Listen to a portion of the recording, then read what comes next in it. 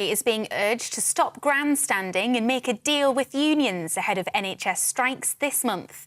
The call by former Health Secretary Stephen Dorrell comes as military personnel prepare to cover striking public sector workers. Around 2,000 troops, civil servants and other government volunteers are being trained to help limit disruption during the festive period. Mr Dorrell says demands for a 19% pay rise may not be possible, but the current offer isn't good enough. Most people, remembering the applause that we all gave to the NHS during the pandemic, would think that 3% doesn't properly respond, in particular for low-paid NHS workers, doesn't properly respond to the challenges of the moment. And I would hope that Steve Barclay would come out of the grandstand and engage with the people who he relies on. He can't deliver healthcare sat in the Secretary of State's office. The head of the police watchdog has been forced to resign over an historical allegation. It's now emerged Michael Lockwood, who's been the Director General of the Independent Office for Police Conduct since 2018, is facing a criminal investigation. The Home Secretary, Suella Braverman, says she told him to quit or face immediate suspension after learning about the probe. When he announced his resignation on Friday, he said it was for personal and domestic reasons. The conflict in Ukraine is slowing down, and US intelligence officials say they expect that to continue over the winter months. Washington says Kyiv's economy is now suffering after Russia launched attacks targeting its power grid and other critical infrastructure. The Director of National Intelligence, Avril Haines, believes there will be a successful Ukrainian counteroffensive in the new year. We expect that, frankly, both militaries are going to be in a situation where they're going to be looking to try to refit, resupply, in a sense, reconstitute so that they're kind of prepared for that counteroffensive. But we actually have a fair amount of skepticism as to whether or not the Russians will be, in fact, prepared to do that. And I think more optimistically for the Ukrainians. Matt Hancock's account of how he managed care homes during the COVID pandemic has been described as a deluded version of events. In his new book, the former health secretary insists the virus was mainly brought into facilities by infected staff. But the chair of the National Care Association says that bears no resemblance to the facts. She says in the early stages of the outbreak, COVID patients were discharged from hospitals and put into care homes without testing. England will face Senegal tonight in their first match in the knockout stage of the World Cup. The Africa Cup of Nations holders were runners-up in Group A, but the Three Lions remain unbeaten and are favourites to get through to the next round. Former England manager Sven-Göran Eriksson told us Gareth Southgate has a strong squad to choose from.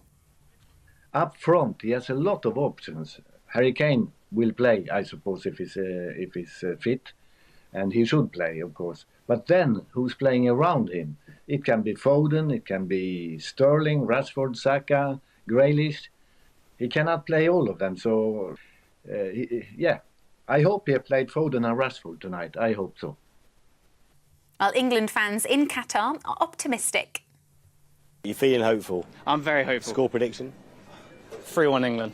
Okay. How are you feeling about tonight, guys? Incredibly nervous. We know it's going to be a tough game. It's never easy at this stage. You know, the group stages are out the way. Anything can happen. Senegal have got a great team, and it's going to be a tough one. Prediction? 3-1 England. He's way too optimistic. I'm going to go 2-1, maybe after extra time, but then I'll be in tears, so let's not go that far. All right, and hopefully no penalties. And with 150 days until King Charles III's coronation, the St Edward's crown has been removed from the Tower of London to be adjusted for him. King Charles's ceremony is expected to be smaller and shorter than the late Queen's, with around 2,000 guests instead of 8,000. But the core elements of the traditional service will remain. Royal commentator Michael Cole told GB News the crown was first worn by King Charles II. Now, this crown is quite interesting. It's used only once in every reign. It weighs 5 pounds, and before her coronation, June the 2nd, 1953, and I do remember it, the Queen walked around the palace, obviously in her day clothes, getting used to it because it is quite a technique to keep it steady and straight. You're up to date on GB News. We'll bring you more news as it happens now. It's back to Calvin.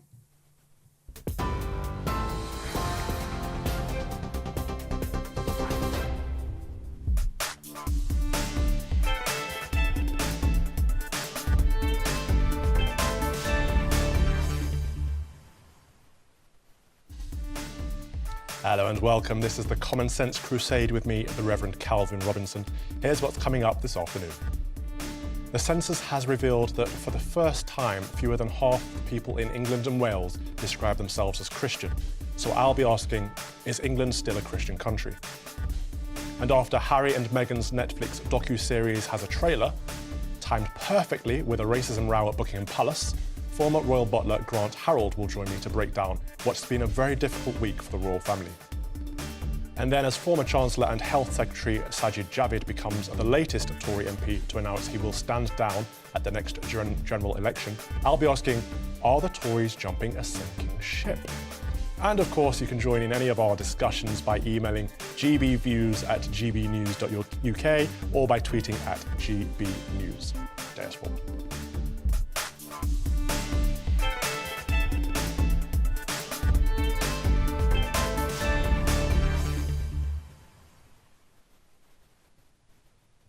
I was saddened to see the recent census data showing that only demographics to change or to decline are the English and Christians. And from what I've seen, liberal commentators have been claiming it's a fine thing to see high levels of immigration because it's immigrants propping up the church. Well, I don't think that's true because we've had record highs of immigration in recent years, reaching 1.1 million immigrants arriving in the UK last year. But the number of Christians is still plummeting, putting us in a minority for the first time in modern history. The UK has always been a Christian country. There are those who would argue Joseph of Arimathea arrived in England as the first missionary, the very man who buried Jesus. It's also been claimed that St. Paul arrived in England during his journeys west. King Lucius, a 2nd century king of the Britons, is credited with requesting Christian teachers be sent to this land from the Bishop of Rome. His letters to the Pope speak of the Christian conversion of Britain. We know Christians crossed the UK from Gaul, now France, and planted churches during the 2nd century. And of course, St. Alban arrived in Hertfordshire in the 3rd and 4th century and is recorded as one of the first Briton Christian martyrs. All of this is before Augustine of Canterbury famously arrived in the year of our Lord 597 as a monk sent by Gregory the Great to evangelize King Ethelbert. The Church of England has many roots: Celtic, European, potentially Judean, and Roman. There are many who would denigrate our history, claiming that we are a pagan nation. But the truth is, the British have always been Christian. These lands are Christian. Our society and our laws were built upon Christian faith. It is astonishing then to see Christianity fall into a minority religion in the UK, with only 46.2% of people identifying themselves as Christians in the 2021 census. A 13 percentage point drop in a decade. What has been going wrong? If we look at places where the church is growing, Africa, Asia, Latin America, Eastern Europe, and the Muslim world, we see an orthodox Christianity rooted in traditional doctrine. And when we look at places where the church is in decline, UK, Canada, and America, we see the church is modernizing, becoming more liberal progressive and less orthodox. Will the Western church learn from this? Probably not. Chances are they're going to double down on chasing societal norms in an attempt to become more relevant to the secular society around us, therefore pushing the faith further away, pushing the faithful further away. It seems to me the problem is obvious. The further the church steps away from God's law and towards the abstract values of the day, the faster the decline. We're called to be in the world, but not of the world. I took a lot of stick for proclaiming Christian teachings on this show, on the issues of marriage, abortion, and sexuality. These traditional messages caught people off guard, and I think they were shocked to hear them because the church has been silent for too long. I believe it's time for the bishops to become defenders of the faith once again. It's a simple message, the gospel. We are all sinners. Sin is bad. We must repent and find faith in Jesus Christ, be born again in the Holy Spirit, and we may live an eternal life in him because he died and resurrected for our salvation.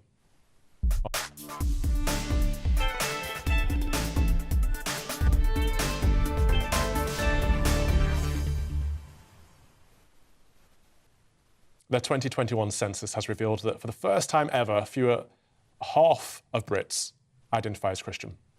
The number of people who said they were Christian was just 46.2%. That's a decline of 13% from the 2011 census.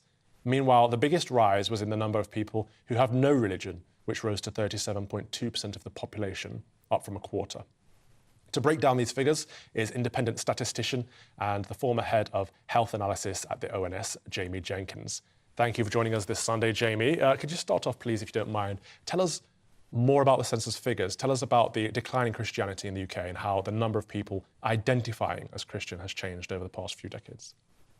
Yeah, good afternoon, Calvin. So what this is people have got kind of an option to answer the question on the census relating to religion. So it's a voluntary question, but around 94% of people who responded to the census actually decided to respond to this question. And it's kind of what you've talked about there, is that we've seen this decline now from 59% kind of identifying as Christians back in 2011.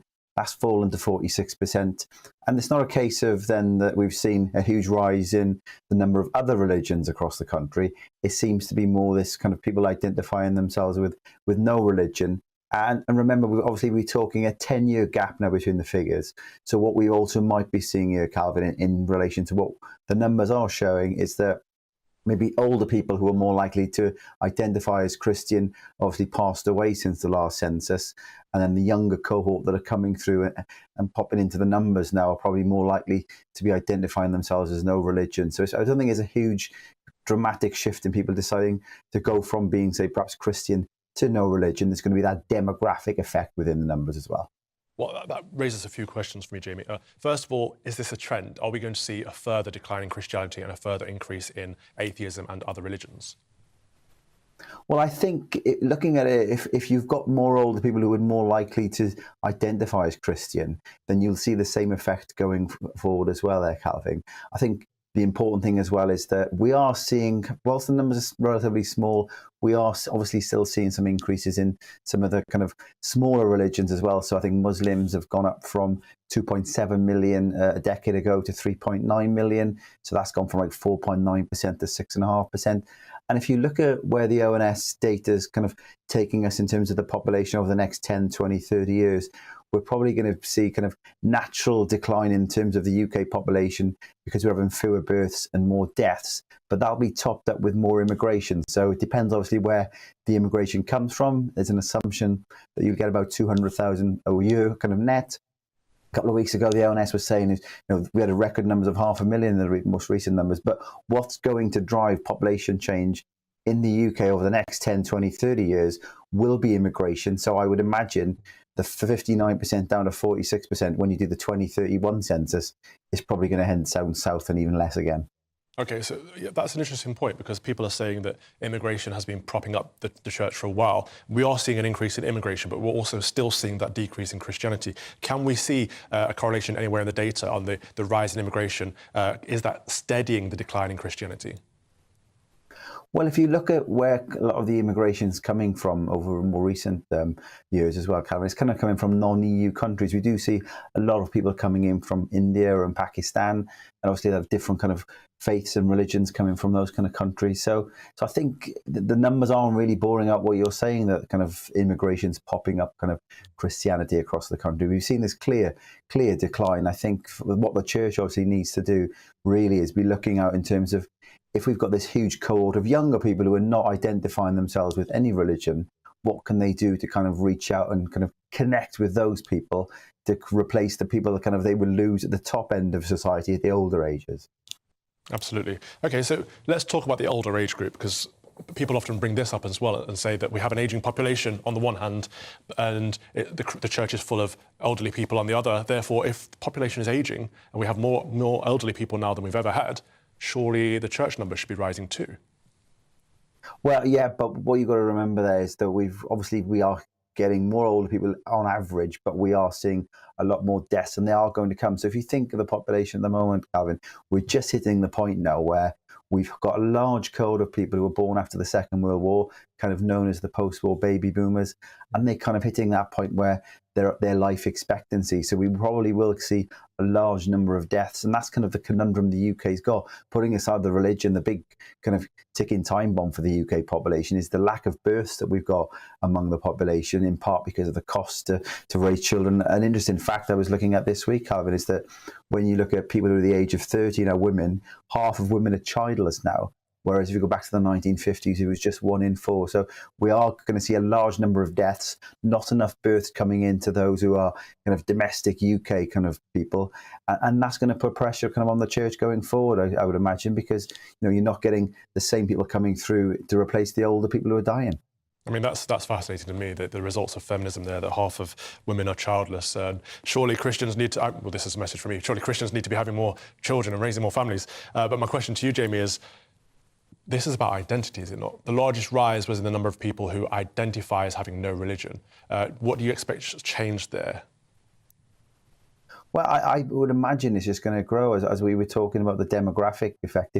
If more and more people are born and they have no connection to kind of the church, when you take the next set of figures, you're taking 10 years on again.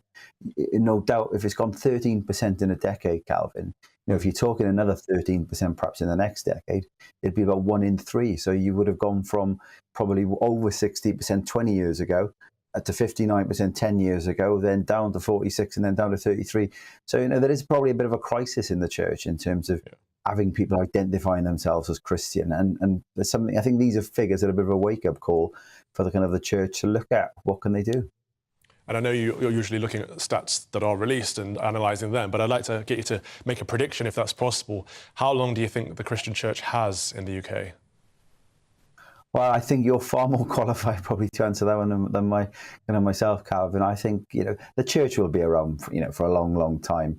But I think that the days where a lot of people would be going to the church on a Sunday and resonating more with the church, you can see by the figures that connection is no longer there. And I think it's never going to return. I wouldn't imagine you're never going to see the numbers going back up.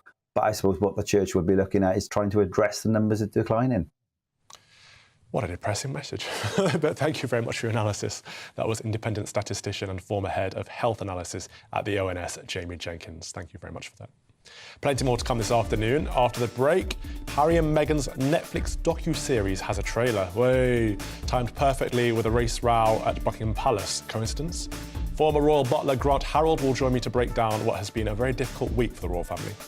But first, let's have a look at the latest weather. Looking ahead to this evening's weather, and the UK is looking cold and cloudy for many, with showers feeding in from the east. Let's take a look at the details. In the southwest, it'll be mostly dry, but there could be a few showers. There should also be a few breaks in the cloud. In the southeast, it'll be largely cloudy. The cloud will stop temperatures from dropping too low, but it will be cold with some rain too.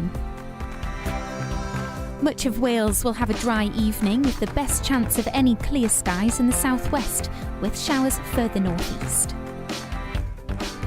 It'll be a cloudy end to the day across the Midlands. Some showers are likely, but they will be intermittent and mostly light. It'll be a different story in the northeast. The showers will be frequent and heavy at times. The showers could fall as sleet or snow over higher ground. Western parts of Scotland will stay mostly dry with clear skies, meaning it will be cold. Further east, we can expect more cloud and wintry showers this evening and overnight. Meanwhile, across Northern Ireland, we can expect some showers, mainly towards northern and western parts, with some clear spells in between, but perhaps not as chilly as last night. Showers will continue to feed in from the northeast overnight, with chillier and clearer weather in the west. And that's how the weather's shaping up overnight into tomorrow morning. We are GB News, the People's Channel. And right across the United Kingdom. You can find us on Sky Channel 512. Virgin Media Channel 604. Freesat Channel 216. Freeview Channel 236. And YouView Channel 236. You can also take us with you on DAB+ radio. With the GB News app and at the website gbnews.uk. We're absolutely everywhere. Come join us on GB News, the People's Channel, Britain's news channel.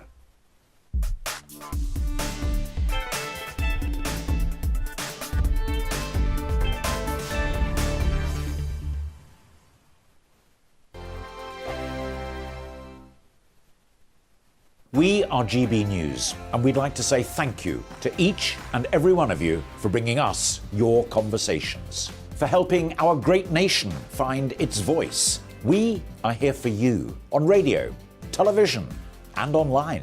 across England, Scotland, Wales, and Northern Ireland. It's not the BBC, you actually get your facts right. We are proud to be GB News, the People's Channel, Britain's news channel. Monday to Thursday, 9 p.m. till 11 p.m. Join me, Dan Wootton. I'll bring you the sharpest takes and hottest debates. Do you not believe in prison? I don't believe in prisons. I'm completely stunned. I guarantee you there'll be no spin, no bias, no censorship. I actually was personally quite offended by it. And no reason to go to bed. So I guess I've always been quite woke. That's Dan Wootton tonight on TV, radio and online. Monday to Thursday from 9 p.m. till 11 p.m. on GB News. The People's Channel, Britain's news channel. Hello there, it's Eamon Holmes here from Breakfast on GB News. We're not just on your television and your screens, you know. We're on DAB plus digital radio, so you can listen to your favourite shows on the move. If you've not yet listened to GB News Radio, it's very simple. We're on your radio player and tune-in apps, on your smart speaker, phone or tablet, or online at gbnews.uk. Take us with you wherever you go. GB News Radio. You never have to miss a moment of the People's Channel. Join me every Sunday at 6 p.m. for Gloria Meets. In exclusive interviews, I'll be finding out who our politicians really are and what they really think. It's something that you would never want anyone to suffer. I didn't know what channels there were. I didn't think I'd be believed. I must have weighed about 7 stone and I'm 5'8". My instincts was to sort of cover this up. I mean, clearly that was a mistake. Join me every Sunday at 6 p.m. on GB News, the People's Channel, Britain's news channel.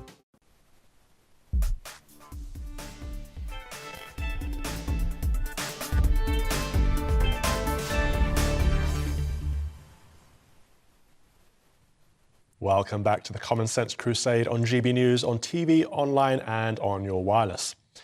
It's been a difficult week for the royal family, as it was hit by another racism row after Lady Susan Hussey resigned from the royal household for a supposedly racist line of questioning towards a charity's black chief executive at a Buckingham Palace event.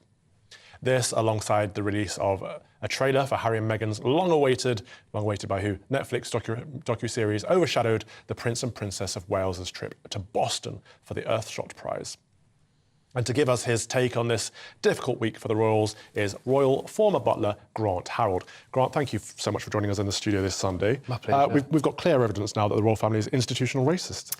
It's gone quite badly wrong this week, if I can say that. I think that was sarcasm, by the way. It's been really difficult. The problem I've got is I know Lady Susan, and I knew her when I was in the household, and you see, I never witnessed anything like this. I'm not, as I've said recently, I'm not saying that I believe that, I think we agree that there's racism that happens in all walks of life, backgrounds, institutions. But the thing with this lady in particular, you know, she was with the Queen for, I think it was over 60 years. And from the times that I was around, I never witnessed anything like it. So it's equally shocking for me to hear this and kind of wanting to understand, like everybody, why this has happened and what the reasons are, you know? Grant, where are you from? Scotland, believe it or not. And that's a really good question. Where's your family from? Originally from, Scotland, but if you go further back, originally from Norway. Okay. Gone way back. Are you offended right now? No, not at all. Not at all. Simple question. Getting to know you, right? Absolutely. Quite a fair question. It's part of an introduction, isn't it? I don't think that question is racist. I don't think that question is offensive or harmful. I think it's a genuine interest in another person. Yeah, I agree. And I think the tricky part is, as I said to somebody recently, that when the ladies in waiting of the late Queen, when they would meet people, they would be given some background information, not full details, but briefly.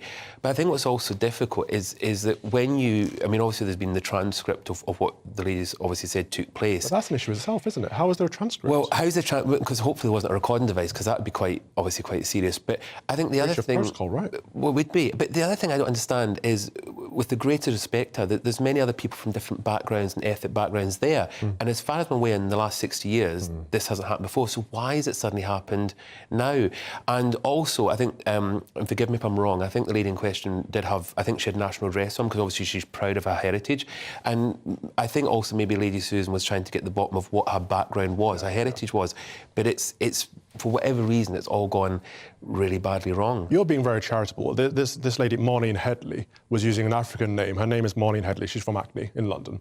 And she was wearing the national dress of Africa. She's British. Her parents are Caribbean. So she wasn't wearing her own national dress. This could have been called cultural appropriation if you believe in that. I don't believe in that. I think anyone can dress however they see fit. Yes. But if someone is dressed in a clearly a statement outfit, people are going to ask questions. I think it's quite right that people do. And I think if you're dressed in a statement, you want people to ask questions. Which is why, as a Scotsman, I wear a kilt sometimes. Right. And that's exactly what happens. Somebody will come up to me and say, especially I'm in London, are you Scottish? And I'll say, why? Because you've got a kilt on. Did I give it away? And the accent, do you notice the accent? That's the other thing. I jokingly say to people, sometimes when I give talks and things, I'll say to people, you won't believe it, I'm actually from Scotland, which of course everyone kind of laughs at. So I think this is where, this is all part of a conversation. So when this happens, it's sad, because what I don't want to happen in the future at the Palace, you don't want it to suddenly change and then people are worried about how they do introductions and things. But I want to get to their response or the reaction, but I will do shortly. But firstly, the lady in waiting, because you know more about protocol than I do, when they're asking these questions, when they're engaging with guests, is this so they can get a bit more of a background, so they can perhaps introduce guests to member of the royal household, the royal family? Exactly, yes. So the lady in waiting, the role was unpaid role, traditionally friends of the late Queen, as it was then. Obviously, it's a bit different with the new Queen Consort, but it was, again, with the Queen Consort, the title was changed, way before it was lady in waiting. And the role was, yes, they would accompany the Queen, they'd go round a reception, they would, initially before the Queen maybe came in, they would get some information about some of the guests, and then they'd walk round with the Queen nearby, and it just meant that it didn't always mean that they were going to be introduced to the Queen, but it meant that if the Queen was introduced, the lady in waiting already had some background information. That was the role to support the Queen. So they're not coming ignorant. I've had the same in number 10, where a random spad will come up to me, or an advisor will come up to me, ask me some questions, and then introduce me to a politician or a PM, and they'd have something to say. Exactly. I will get to Harry and Meghan shortly. I just want to ask you about the reaction. So this resignation of Lady Hussey, would this have been her doing, or do you think she would have been pushed out as an overreaction by the... I honestly believe this will be her decision. Okay. I think she'll be so mortified. I say she's one of the kindest ladies you can meet. I mean, I've known her for a long time. I wrote to the Queen when I was a teenager, and she was the lady that wrote back to me. So I've got a bit of history there. She's a very kind lady. She'll be mortified this has happened. And I think out of principle of feeling so embarrassed, she stood down because she will not want to cause any embarrassment to the royal family. I kind of hope that once the investigation, I think there's going to be an investigation, I'm hoping that once it's done, that maybe they might relook at it and maybe say, well, actually, hopefully there was nothing bad done, no damage done, and they might say to would she come back, but who knows? I think it's all been an overreaction, but I do have to ask about Harry and Meghan. Yes. So there's a new trailer. I haven't seen it myself yet. Is it any good? I've seen the trailer. It does make you watch it. That's for certain, because it's quite it's quite powerful. It's going to be really interesting because the difficult part for me is I knew Harry. I don't know Meghan. I've never known Meghan, but I knew Harry really well. And what's difficult is I understand that they're obviously wanting to kind of make they're wanting to do their thing. Yeah. They've said they've walked away from the royal family. I have said they've become these royal celebrities, which has never happened before. I think doing this programme, I understand that maybe they want people to see what they're doing, but as we all know, they want a private life. So I don't really understand why they want the cameras there, why they want... It's almost a bit of... And I think that's what people don't understand. Yeah. But if they want to do that, that's fine. I think all we're all worried about, I think we agree on this, is that what are they going to say? Because I think some things should remain private. And I think what's a bit unfair on his father, who he had a very good relationship with, as I witnessed, it's a bit unfair if this actually damages that relationship further, because there will be a point that you can't come back from that. Yeah, absolutely. And on another topic, this week marks 3 months since Charles became king. How do you think he's done?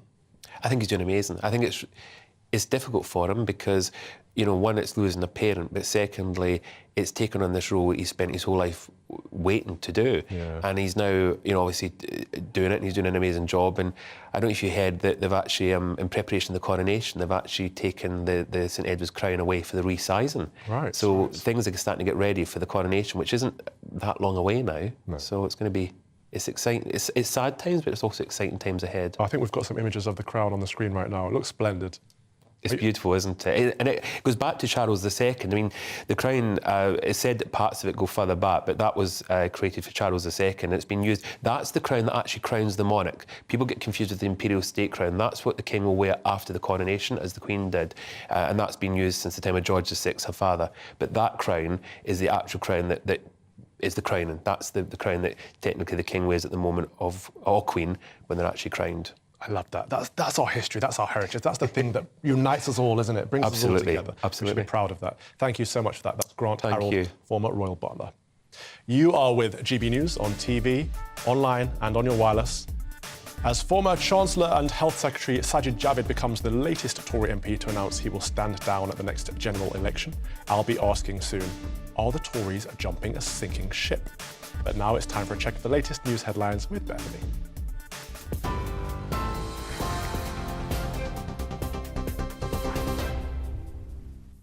Good afternoon, it's 2:31. I'm Bethany Elsey in the GB newsroom. The Health Secretary is being urged to stop grandstanding and to make a deal with unions ahead of NHS strikes this month. The call by former Health Secretary Stephen Dorrell comes as military personnel prepared to cover striking public sector workers. Around 2,000 troops, civil servants and other government volunteers are being trained to help limit disruption during the festive period. Mr Dorrell says demands for a 19% pay rise may not be possible, but the current offer isn't good enough. Most people, remembering the applause that we all gave to the NHS during the pandemic, would think that 3% doesn't properly respond, in particular for low-paid NHS workers, doesn't properly respond to the challenges of the moment. And I would hope that Steve Barclay would come out of the grandstand and engage with the people who he relies on. He can't deliver healthcare sat in the Secretary of State's office. The head of the police watchdog has been forced to resign over an historical allegation. It's now emerged Michael Lockwood, who's been the Director General of the Independent Office for Police Conduct since 2018, is facing a criminal investigation. The Home Secretary, Suella Braverman, says she told him to quit or face immediate suspension after learning about the probe. And England will face Senegal tonight in their first match in the knockout stage of the World Cup. The Africa Cup of Nations holders were runners-up in Group A, but the Three Lions remain unbeaten and are favourites to get through to the next round. On TV, online and DAB+ radio, this is GB News. Don't go anywhere. Calvin will be back in just a moment.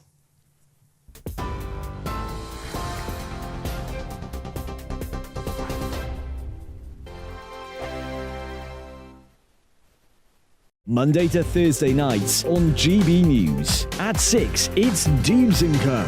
7 o'clock, Farage. At 8, join Mark Stein. And at 9, Dan Wootton Tonight, followed by Headliners. On TV, radio and online. This is GB News. We are GB News, the People's Channel. Why not take us home with you by visiting the GB News shop at gbnews.store. You'll find all the official merchandise, a really good present actually for yourself, your friends or your family. We ship across the UK mainland at no extra cost. GB News, the People's Channel. Here on GB News Live, we'll be keeping you in the picture, finding out what's happening across the country and finding out why it matters to you. We'll have the facts fast with our team of reporters and specialist correspondents. Wherever it's happening, we'll be there from 12 noon on TV, radio and online. GB News, the People's Channel, Britain's news channel. Monday to Thursday on GB News, it's Bev Turner Today from 10 a.m. We're going to be here for you, our GB News family, to keep you up to date, but also make you smile. The guy went from puberty to adultery. And I can't wait to bring a few of my own opinions. I have no time for cultural totalitarianism. We'll engage in passionate, but always polite debate, with your thoughts and opinions at the centre of it all. Only on GB News, the People's Channel, Britain's news channel. Hi there, it's Stephen and Anne.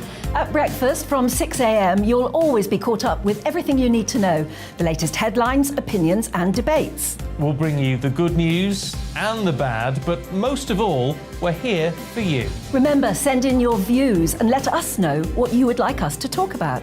That's because we're your news channel. And every morning at 6 a.m, it's breakfast on GB News.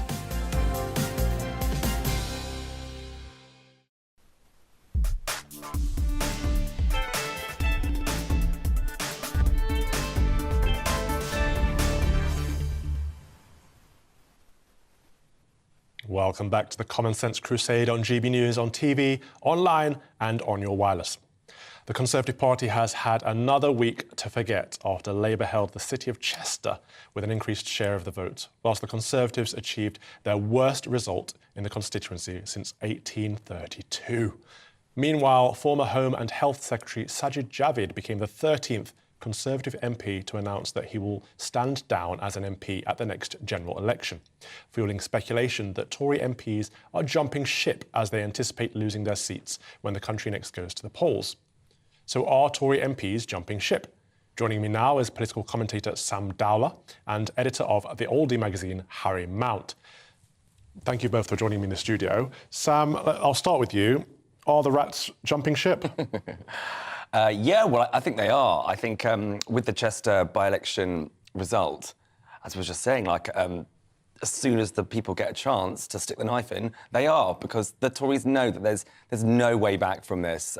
They have the popularity has plummeted, and who wants to be part of a totally unpopular party? Nobody wants, everybody, they're getting slagged off left, right, and centre, and I don't want to be in that gang. Do you know what I mean? You'd be like, oh, I'm leaving, stepping down before you're pushed, and that's what they're doing, and it's totally understandable. Perhaps it is what they're doing, but Harry, do they not have a duty as public servants to at least fight for their constituency and represent their constituency? And is this a case of they only want to do the good work, the glory work? Do they not want to be on the backbenches or in opposition? I think it's exactly the latter. It's interesting that one of the people not leaving the sinking ship is one Boris Johnson, who clearly thinks that he has got a chance of a comeback, and he does think in coming out of the wilderness, or Cincinnatus is the classical reference he likes to make. Just when Tory fortunes are at their lowest, he might bring them back. But I think it's highly unlikely. I mean, they will have been in power if there's an election in 2 years' time for 14 years. Yeah. One of the good things about this country is we do like long periods in power for both countries. It's quite stable, isn't it? So the Tories have been in power for 14 years. Yeah. Labour were in power for 13 years before that. Maggie and John Major were in power for 18 years. But so I think... Very familiar terms there. Well, exactly. But I think the writing's on the wall. But obviously Boris is the one person who thinks he can have another shot at it. Yeah, but Sam, this cyclical system, it doesn't really help anyone, does it?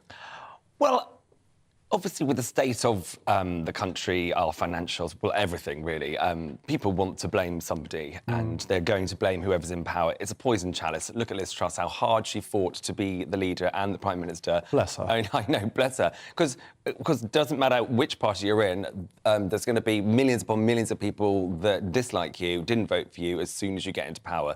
So it's just unfortunate. I mean, obviously I think the Tories have made a hell of a muck up, but it's timing as well, and it's just a catalogue of disasters for them. So I mean, as I said before, there's no way back for them. I think 2 years. They're never going to get their reputation back in 2 years. It seems like a long time, but it is not when it comes to politics. I don't know. I think a week is a long time in politics. In 2 years, anything could happen. After their 8th new Prime Minister.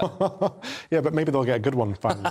Harry, I'm trying to think. I'm really racking my brain here. After 12 years of Tory leadership, what have they accomplished? Well, you could say for the first 6 or so years of it under Cameron, there was pretty good economic stability. I thought austerity actually worked out pretty well in righting the ship. They've undermined all of that now, haven't they? Yeah. And I think, obviously, Brexit then completely dominated ever since, 2015, ever since the 2015 election. So since then, public spending has gone up, and so the difference between them and Labour on public spending is now as thin of a piece of paper. And so now you'd be hard-pressed to call them Tory. I think they're almost certainly doomed. There is a chance, as you say, a week is a long time in politics. And Rishi Sunak, he's perfectly intelligent. I would say he's a lot better than his immediate predecessor, Liz Truss. And if, this is a very big if, but mortgage rates come down, the economy starts to improve, he can look like the sensible one in response to the complete disaster of Liz Truss and the pretty good disaster of the last few years of Boris. But it's highly unlikely. I also want to ask you, Harry. Yeah.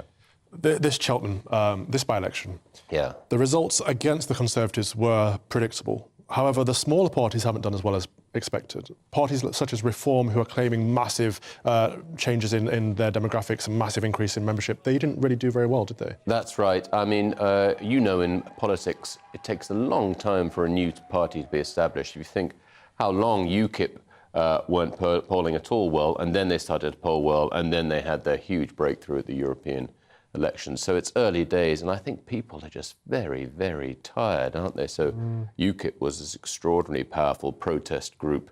I don't think the appetite is there yet for another one. And actually, you ask most people on the streets at the moment, they wouldn't be able to name them, would they, or name a single candidate?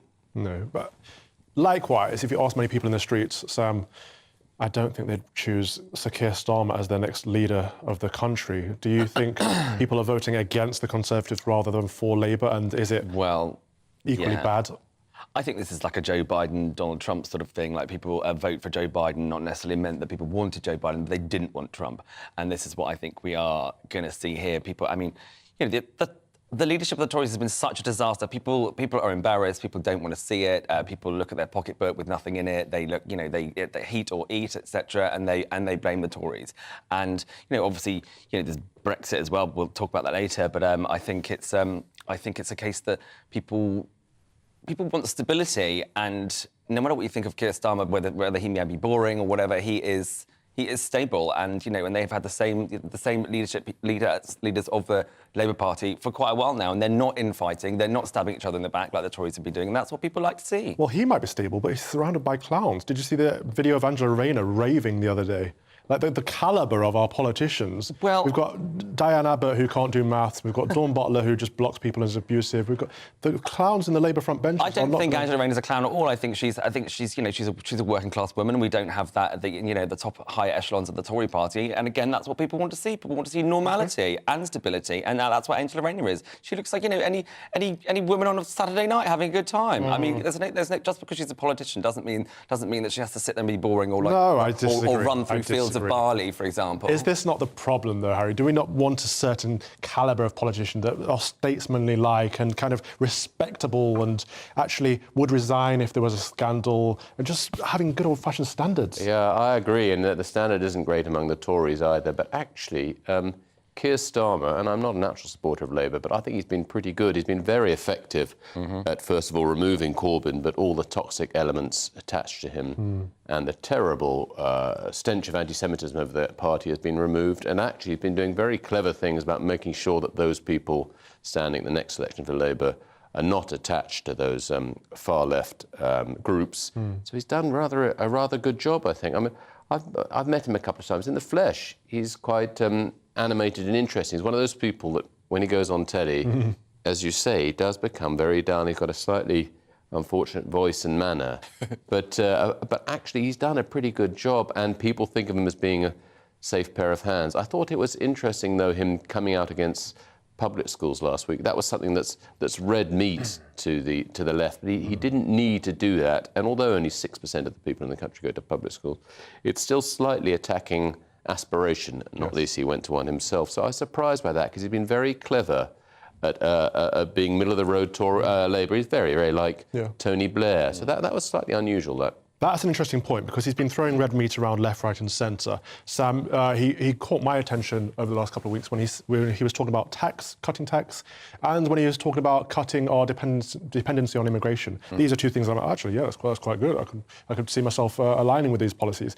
How does that affect someone like you on the left, who probably thinks he's going a bit too far right now? No, I agree with your guest. Like, at the end of the day, that is what's going to win it for them. A Tony Blair sort of, you know, way of dealing with things. I mean, this is what we had with David Cameron. I voted for David Cameron. I voted for Theresa May as well, because I liked both of them, and they were not. You know, the Tories have gone a bit far right with people like Suella Braverman, for example. Far, let's not use the term far right. Well, that's nonsense. I'm going to.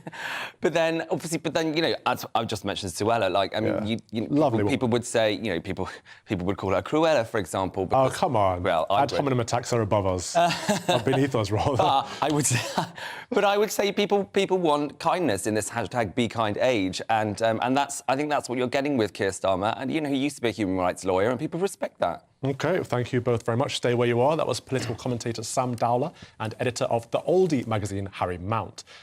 Before we move on to the next debate, let's have a look at what you guys have been saying about today's topics. On the decline of Christianity in this country, Marion says, the census results is that said that fewer than 50% of people now identify as Christian. I bet they are all now stocking up their booze cupboards and are busy buying presents for Christmas. Why? If they aren't Christian, why are they celebrating Christmas? They could save themselves a lot of money if they weren't so hypocritical.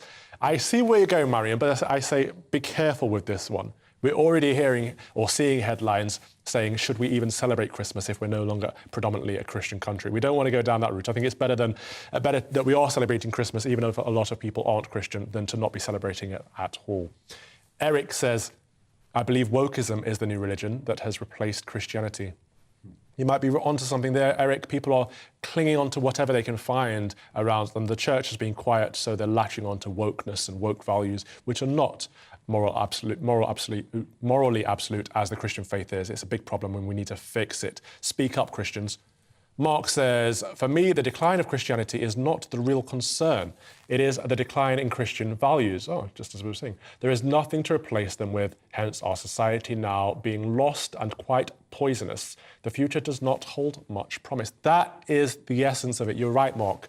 The values come from somewhere. It's all right for people to say, well, I have values, I have good morals, I don't need the Christian faith. It's like, where do you think your moral values come from? In this country, they come from the Christian faith. And if we don't have the faith, we will lose that compass, and that will be a sad thing to see. David says, I believe Archbishop Welby has been a disaster. His response during COVID was wholly inadequate. He should resign immediately and make way for someone who actually respects Christian traditions. I think in many ways you are right there. He closed the churches. He told priests not to go into the churches for anything other than maintenance, not to even go in there to pray for their congregations. I think that's a great shame. It is quite sinful, and I don't think many people will get over that anytime soon. Carol says, I would say that a lot to do with this is schools. It is no longer simple to teach Christianity. Some are no longer allowed to perform the lovely little nativity plays at Christmas, etc. It's very sad, but was always going to have a big impact, surely. Carol, you're absolutely right. Lovely name, by the way. You're absolutely right. Schools in this country still have an obligation under the law to have some form of Christian worship, distinctively Christian. But most of them don't do it. They don't even teach the Lord's Prayer, never mind singing hymns in assembly anymore. It's a great shame, and I think that has something to do with the decline, not just of Christianity, but of moral values in this country. You are so right. Now, time for the next debate. The Christmas calendar is packed with disruptive industrial action, and public anger could deepen Rishi Sunak's woes. But time is running out for a deal to send the threat of disruption into the sidings and keep holiday travel plans on track. But it's not just trains. Thousands of workers across many sectors of the economy, including at Heathrow Airport, nurses, postal staff, and ambulance employees have announced strike action during the festive period. But I want to ask, who do you think is to blame for the winter of discontent? Still with me in the studio is political commentator Sam Dowler and editor of the Oldie magazine, Harry Mount. Harry, the workers claim they're striking because they have faced a real terms pay cut over the last decade because of inflation, so surely it's understandable that the government bear at least some of the responsibility for poor management of the economy. I'm not sure that's true. I mean, I don't know about you, Calvin, but my wages haven't gone up as fast as inflation over the last couple of years, and I wouldn't for a moment expect to go on strike. I know it'd leave my colleagues in a terrible position. I don't know, I'm considering it. Exactly, we can all do it now. But I do think the government is ultimately at fault because they haven't cracked down hard enough when people do come with them at them for demands. I mean, famously, Ted Heath in the 70s tried to address the massive strike issue then, which is much worse than now, and actually drew up the legislation, but wasn't tough enough to push it through. Keith Joseph, the Education Secretary, and before that, did draw up the legislation, but he wasn't tough enough to bring it through. It was Thatcher who had the toughness to take them on. And you'll remember, we wouldn't need to have a confrontation like that, but the extraordinary confrontation of the coal strike, the miners' strike in 1984. And so ultimately, you either give in to these wage demands, and of course I sympathise with the nurses, but you can't possibly give people a 19% pay rise with a broke government, not least has given out billions during COVID. And so at some level, they've got to stand up to them. Well, indeed, and we heard that Sadiq Khan was saying that if he becomes Mayor of London, there will be no more strikes on his tenure. I think we've had more strikes on his tenure than there were under Boris Johnson's son. I think the strikes are up and down the country because people are just fed up. They're fed up with almost every single aspect of society. I know at the moment, obviously, we're talking about winter of discontent, and I think a lot of that, I mean, it's very easy to blame the Tories, but I think we can point the finger squarely at Vladimir Putin as well. Oh, really? It's his fault for the strikes? Sorry, go on.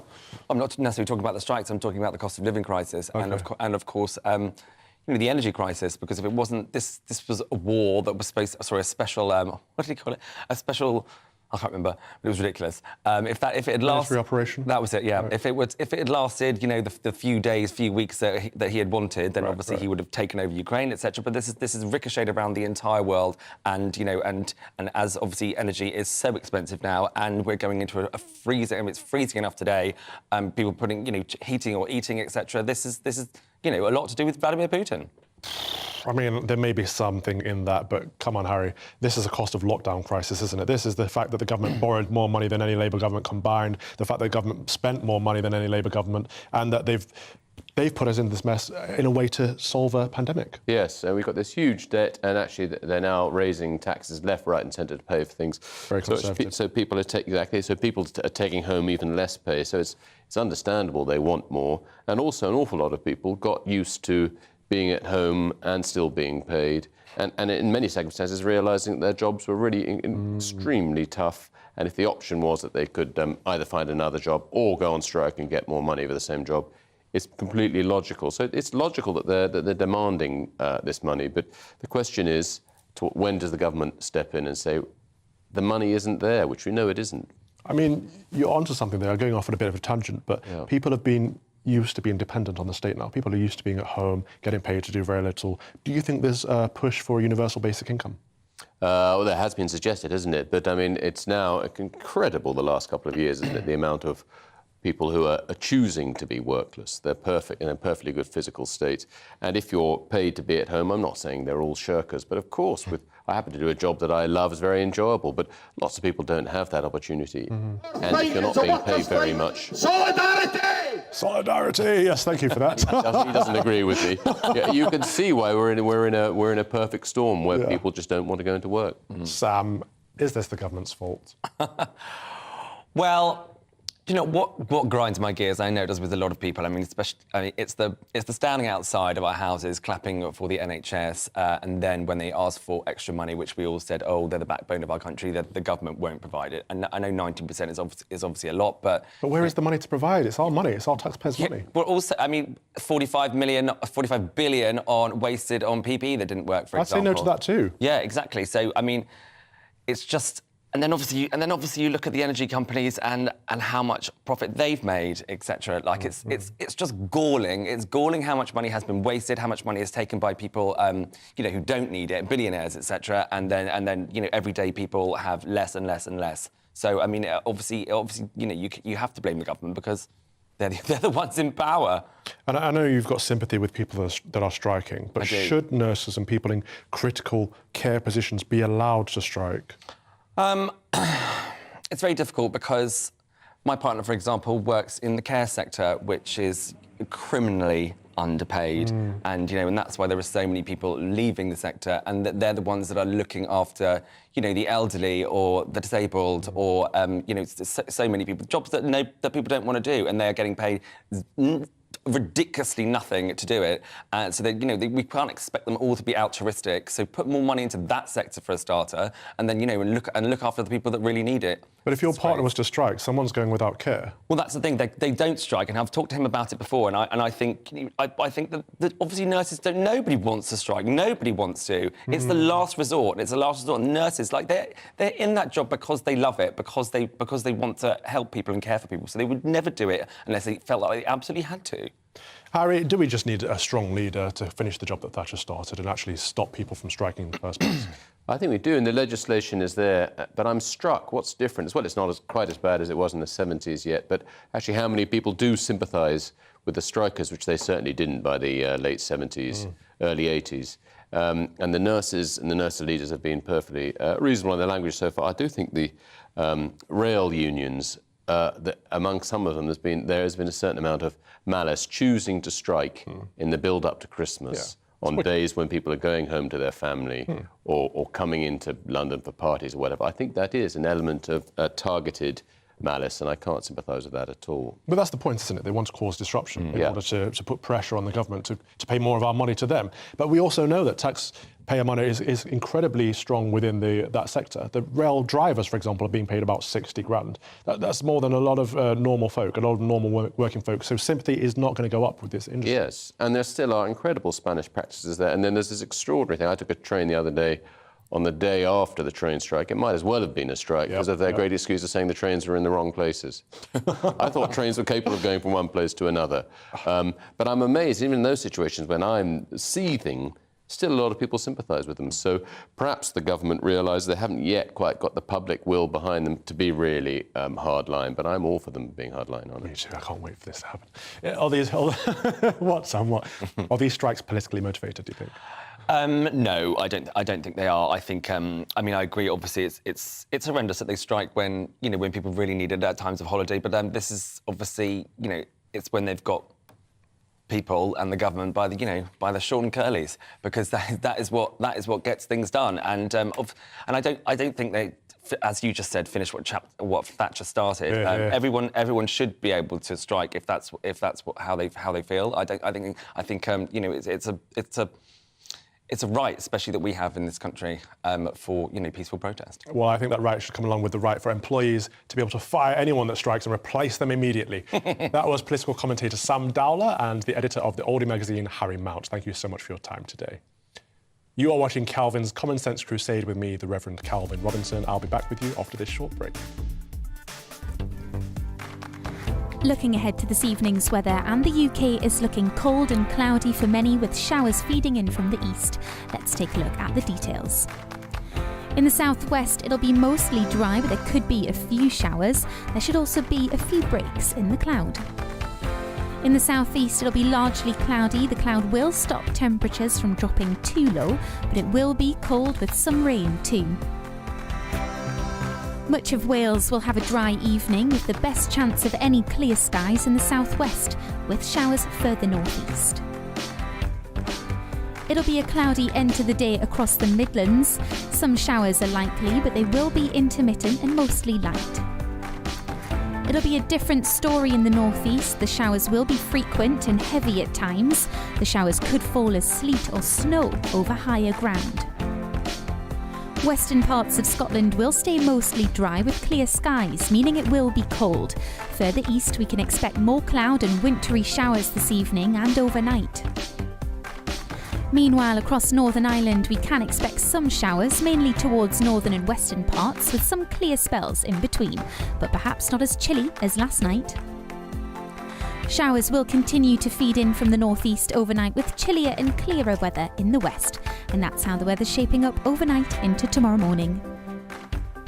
We are GB News, and we'd like to say thank you to each and every one of you for bringing us your conversations, for helping our great nation find its voice. We are here for you on radio, television, and online. Across England, Scotland, Wales, and Northern Ireland. It's not the BBC, you actually get your facts right. We are proud to be GB News, the People's Channel, Britain's news channel.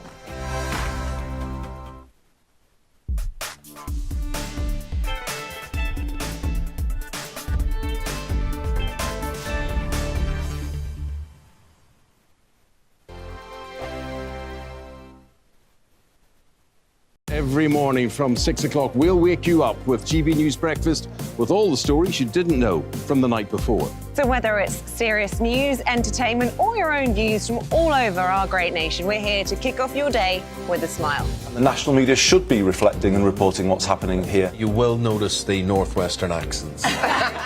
Whether you're with us on TV, radio, or online, every morning, it's breakfast from 6 a.m. Hope you can join us.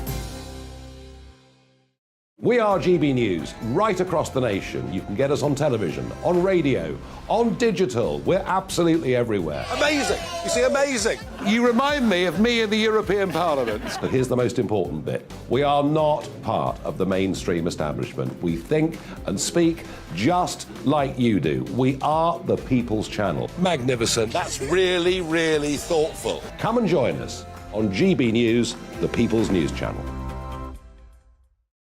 My name's Tom Harwood and join me 9:30 a.m. every weekday for The Briefing, your one-stop shop for everything you need to know about what's going on in politics today. I wonder if this is a deal that might need to be like the biscuits in this factory, twice baked. Is there not an opportunity here to win out against the extremes? Tom Harwood, GB News. What are you going to do about it? Things should have been done differently, and they certainly are being done differently. Don't miss it. The Briefing with me, Tom Harwood, 9:30 Monday to Friday on GB News. Join me, Nana Akue, Saturday and Sunday afternoons on GB News. Expect fiery debate and passionate discussion as me and my panel tackle some of the biggest topics hitting the headlines. It's a place for everyone's opinion. No one gets cancelled, but no one gets an easy ride. Oh, she's on it today! Be ready for conversations that are fierce, frank, and of course, fun. Every Saturday and Sunday afternoon from 4 p.m. on GB News, the People's Channel.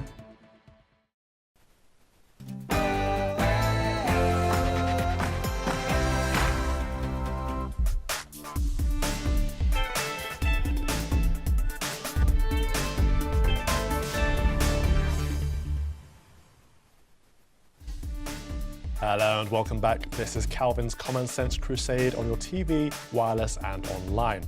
Lots more coming up on today's programme, but first it's the news with Bethany.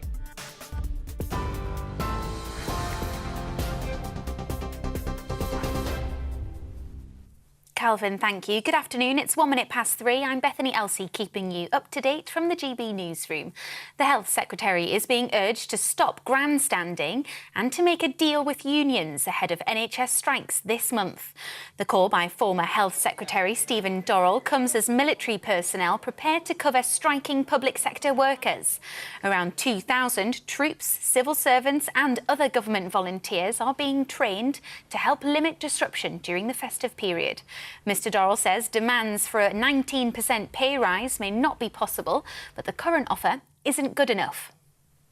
Most people remembering the applause that we all gave to the NHS during the pandemic would think that 3% doesn't properly respond, in particular for low-paid NHS workers, doesn't properly respond to the challenges of the moment. And I would hope that Steve Barclay would come out of the grandstand and engage with the people who he relies on. He can't deliver healthcare sat in the Secretary of State's office. The head of the police watchdog has been forced to resign over an historical allegation. It's now emerged Michael Lockwood, who's been the Director General of the Independent Office for Police Conduct since 2018, is facing a criminal investigation.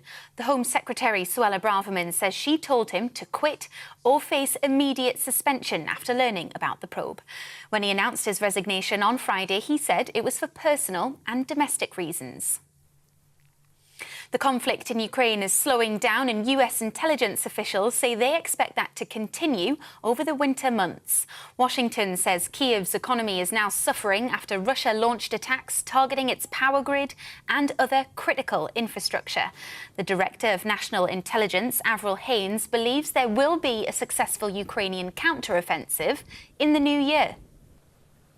We expect that, frankly, both militaries are going to be in a situation where they're going to be looking to try to refit, resupply, in a sense, reconstitute so that they're kind of prepared for that counteroffensive. But we actually have a fair amount of skepticism as to whether or not the Russians will be, in fact, prepared to do that. And I think more optimistically for the Ukrainians.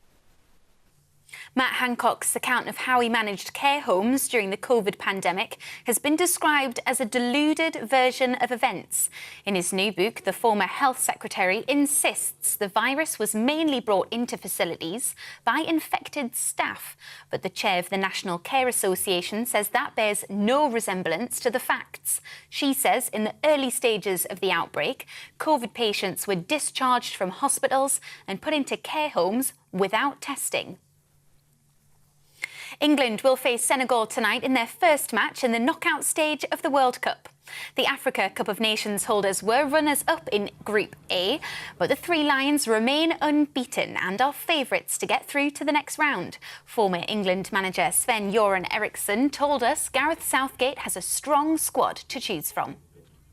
Up front, he has a lot of options. Harry Kane will play, I suppose, if he's fit. and he should play, of course. But then, who's playing around him? It can be Foden, it can be Sterling, Rashford, Saka, Grealish. He cannot play all of them, so yeah. I hope he played Foden and Rashford tonight. I hope so. And England fans in Qatar are optimistic. You feeling hopeful? I'm very hopeful. Score prediction? 3-1 England. Okay. How are you feeling about tonight, guys? Incredibly nervous. We know it's going to be a tough game. It's never easy at this stage. You know, the group stages are out the way. Anything can happen. Senegal have got a great team, and it's going to be a tough one. Prediction? 3-1 England. It's way too optimistic. I'm going to go 2-1, maybe after extra time, but then I'll be in tears, so let's not go that far. All right, and hopefully no penalties. And preparations are well underway for King Charles's coronation, which is just 150 days away. The St Edward's crown has now been removed from the Tower of London to be resized for the ceremony, which is expected to be much smaller than the one for the late Queen. Around 2,000 guests are expected instead of 8,000. Royal commentator Michael Cole told GB News the crown was first worn by King Charles II. Now, this crown is quite interesting. It's used only once in every reign. It weighs 5 pounds, and before her coronation, June the 2nd, 1953, and I do remember it, the Queen walked around the palace, obviously in her day clothes, getting used to it because it is quite a technique to keep it steady and straight. You're up to date on GB News. We'll bring you more news as it happens. Now, let's get back to Calvin.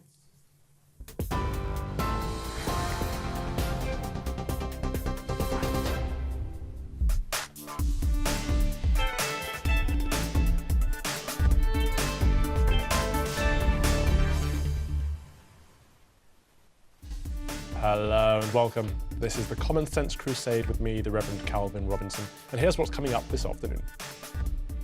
The census results revealed that England is no longer a majority Christian country, sparking calls for an end to the church's role in Parliament and schools. So I'll be asking, is the UK still a Christian country?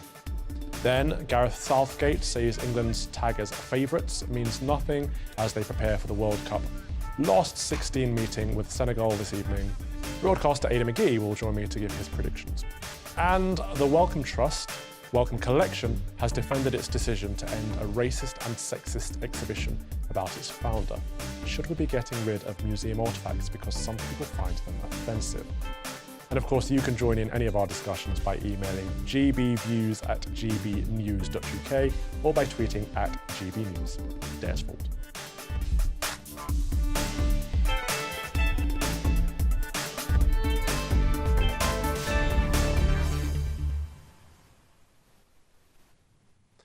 As we've been discussing, the 2021 census has revealed that fewer than half of the people in England and Wales now identify as Christian for the first time ever. 46.2% of people ticked the Christian box in 2021, a decline of 13% from the 2011 census. Meanwhile, those saying they had no religion rose from 37.2%, up from a quarter in 2011. Joining me now is the Reverend Michael Corran, Anglican priest and author, and Lois McClatchy, Communications Officer at ADF. Lois, how did I do with your surname? You did pretty well. Thank you. Reverend Michael, did these figures come as a surprise to you? They did. First of all, I have to say, hearing you talk about football was very amusing, knowing your love for the game. Who doesn't love a game of footy? You know what's really interesting? I'm based in Toronto, Canada. Last month, we had our census that came out, and the figures were almost identical. No surprise. It's quite eerie. And I think that's been replicated throughout the Western world, really. I'm not concerned. I don't think any informed onlooker was surprised by this.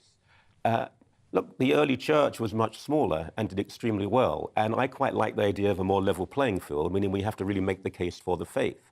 I come from a country where there's no established church, so we argue the case for Christianity. If you want to break it down, obviously, a new generation, I say it with our 4 children, they're spiritual, but they've rejected some of organized religion. Growth in other religions, immigration-based, I don't think that's a major concern. That group who are, they say, secular or atheist, I think it's often indifferent. They just don't really know or care that much. But that doesn't mean they're lost to Christianity. And I don't want to sound too optimistic, but I see this as an opportunity. And the figures might be even worse, because a lot of people who say yes, particularly in the Catholic Church, they don't really go anymore. And other churches too, but I've seen this particularly within Catholicism. So the numbers could be even worse than they are, but let's not be too downhearted about it. Lois, it's hard not to be downhearted. Reverend Michael says we need to be making the case for Christianity, but are we even doing that? That's a good question. According to the Evangelical Alliance, who were involved in a similar survey, they found there was actually only 6% who were practicing, which dilutes the number quite far down from 46. Indeed. I think the church thrives under pressure. We see that in countries like China. The church is flourishing and the good news is being preached to everyone. And maybe it's a good thing for the church to have that incentive to be sharing the good news and realize this is not something that is known to everyone, that all have that offer of redemption available through Christ Jesus. So from that perspective, it's good. But from a societal perspective, I think we should take pause for thought before we start to be okay with kind of wiping Christianity out. We see from research from historians like Tom Holland, the glorious impact that Christianity had in a society that was very depraved. It would treat women as slaves almost. It would not give every person individual human dignity, and it's very easy to kill one's children before and after birth, and people lived in a very different culture. And now the basic premises that we have for human equality, that all people have rights just by virtue of them being human, that's thanks to Christianity. So we should really be careful before we put it out of our country and our society. I will come back to you on that, because I can hear you seething. Well, no, I mean, I think the world of Tom, but I think he's way too optimistic in that analysis. I really But do. firstly, I want to address this issue of the West, because Reverend Corrin said that we're seeing similar things in Canada. And I think, for me, it's obvious why we're seeing the decline in Canada and in the UK and in North America and in Australia. What we're seeing in those countries is very obvious. What do you think is the problem? Well, I'm seeing an increasing resistance from the government to allow freedom of religion, especially for Christians, perhaps because it seems that we're old-fashioned and we're often represented on television by people like Dot Cotton, or we don't have a lot of voice into our culture at this point. But it's actually quite a serious point, though, although it's funny because the government are bringing in legislation even as we speak that would limit the right to pray in certain public spaces. A lot of Christians like to pray for women and for children outside abortion facilities, and according to legislation going through right now, that could seem to be criminalized. It's also, we're seeing the growing restrictions placed on street preachers who are arrested for preaching from the Bible. We'll get to that in a further debate a little bit later on, but you're on the money there. I shudder to ask, Reverend Michael, but what are we seeing that's happening in Canada and the UK? That is, what do you think is the result of the decline? Is it that we're not catching up with the times? Well, Scripture and Christianity are not about changing with the times. There's a certain morality that we observe. Yes, thank you. Good. And the times can be bad. I mean, would you have asked a Christian to change with the times in 1935 Germany? So we're not going to play that game. Okay. But to annoy you, I would say that I believe Scripture, the Gospels, are based on love and inclusion and peace. Why would that annoy me? Well, we'll just test it. I think we're actually a very radical, extremely radical sect, if you like. I think Jesus was a revolutionary figure. I could tell you that young people, we mentioned the gay issue last week, I think young people simply wouldn't be part of an institution they perceive as being homophobic. I know that's the case with my children. They're all straight, but they just wouldn't be part of that. And too often, you mentioned the depiction of Christianity, too often what we see of Christianity on TV in North America, and to an extent here, is people saying no rather than singing yes. They're saying no to equal marriage, no to women's rights, no to porn, no to this Should and we that. say yes to sin? Well, how do you define sin? Sin. The Bible defines sin quite clearly. Yes, it does. Rejecting the stranger, closing the border to the poor, ignoring the oppressed. Sin, missing the mark. It's an archery term from the Greek, missing the mark. There are people who obsess about things that are hardly ever mentioned in Scripture, such as homosexuality and abortion. Interesting. I'm very much against sin. I hope I live such a life, but it's the definition of sin. And look, I know the left get it wrong, of course I do, but on the right, there is a certain concentration on very precise definitions of sin that actually aren't particularly biblical. Lois, I obviously disagree with pretty much everything that Father Corrin says, but I want to get your perspective, because sure, he's right in that our faith is about love.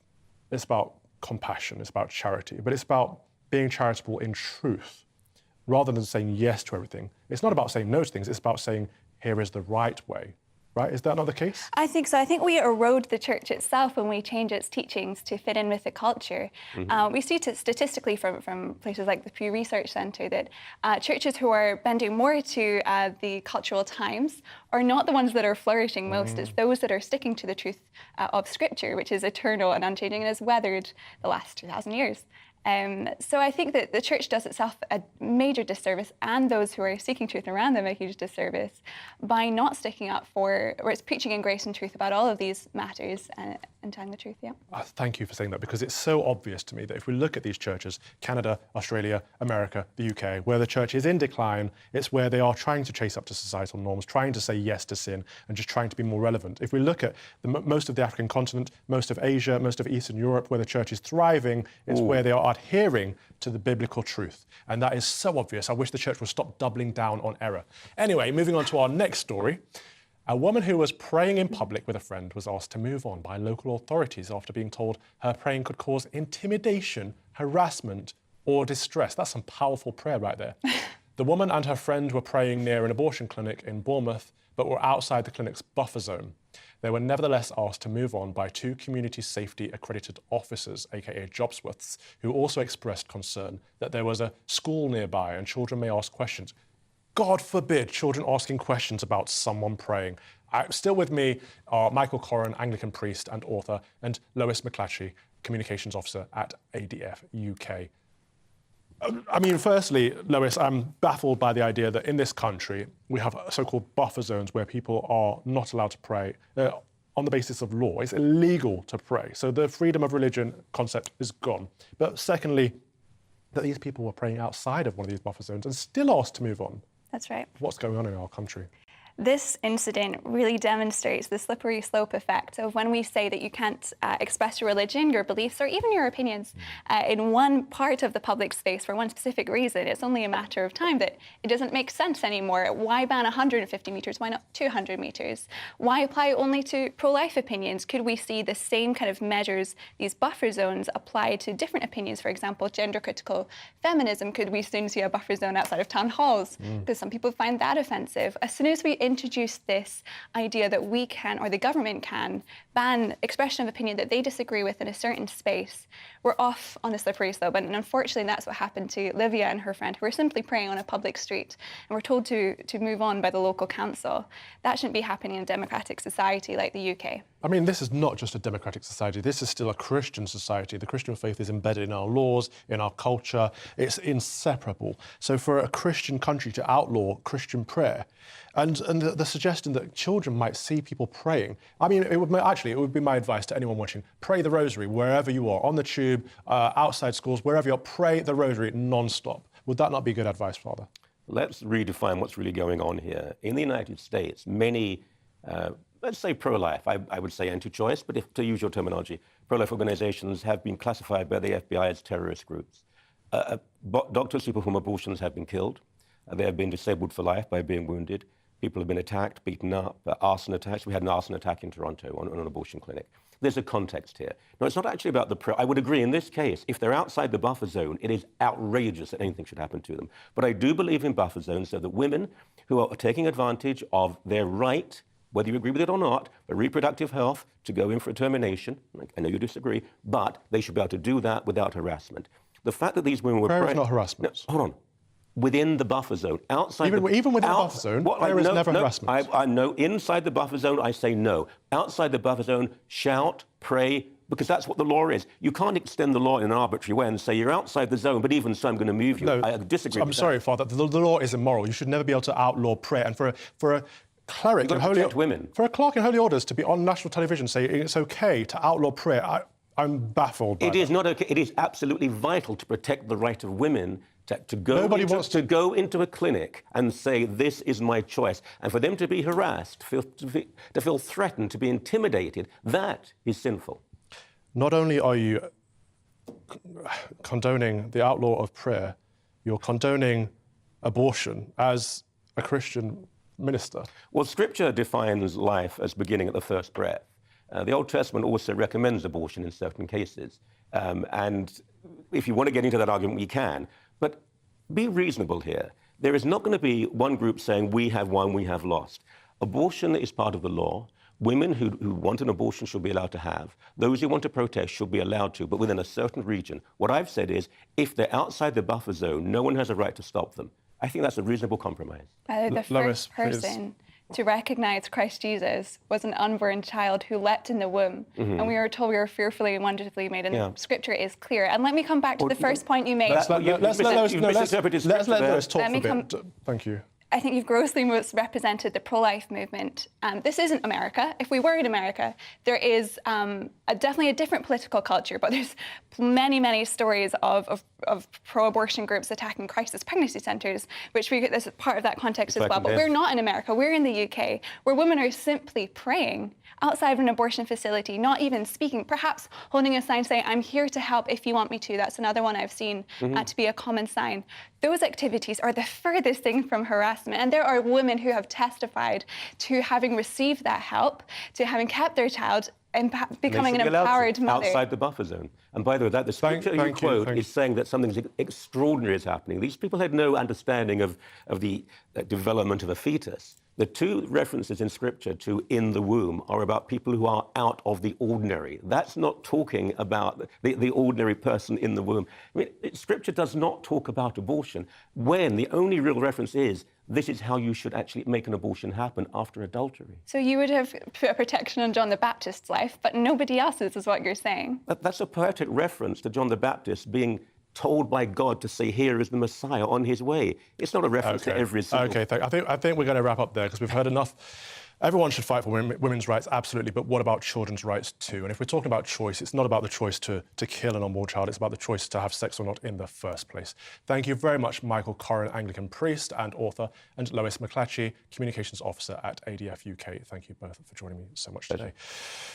A BCP council spokesperson said, the antisocial behaviour team has received complaints from residents which were in relation to people present on the boundary of the PSPO safe zone in close proximity to a local school. They were holding signs targeted at women visiting the clinic.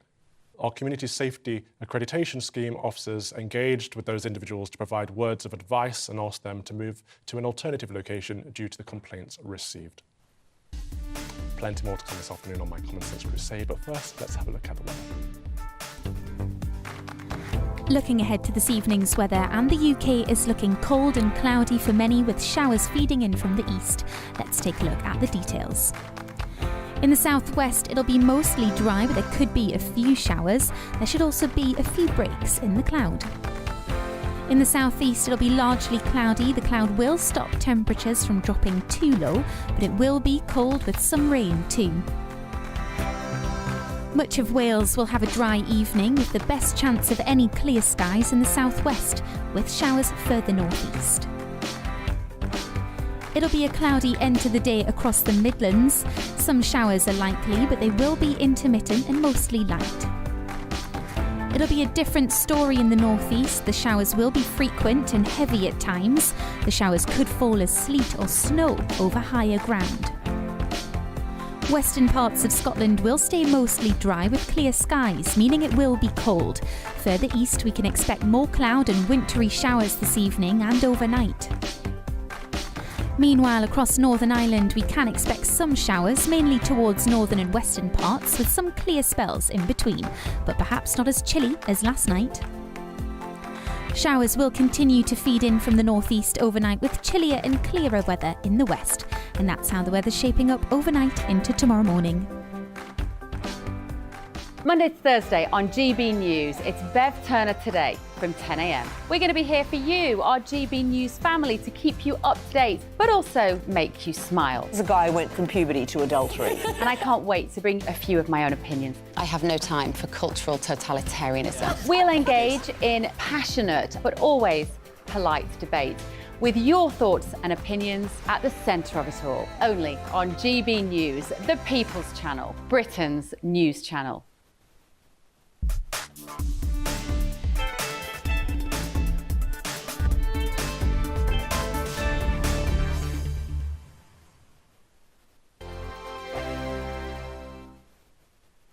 Monday to Thursday, 9 p.m. till 11 p.m. Join me, Dan Wootton. I'll bring you the sharpest takes and hottest debates. Do you not believe in prisons? I don't believe in prisons. I'm completely stunned. I guarantee you there'll be no spin, no bias, no censorship. I actually was personally quite offended by it.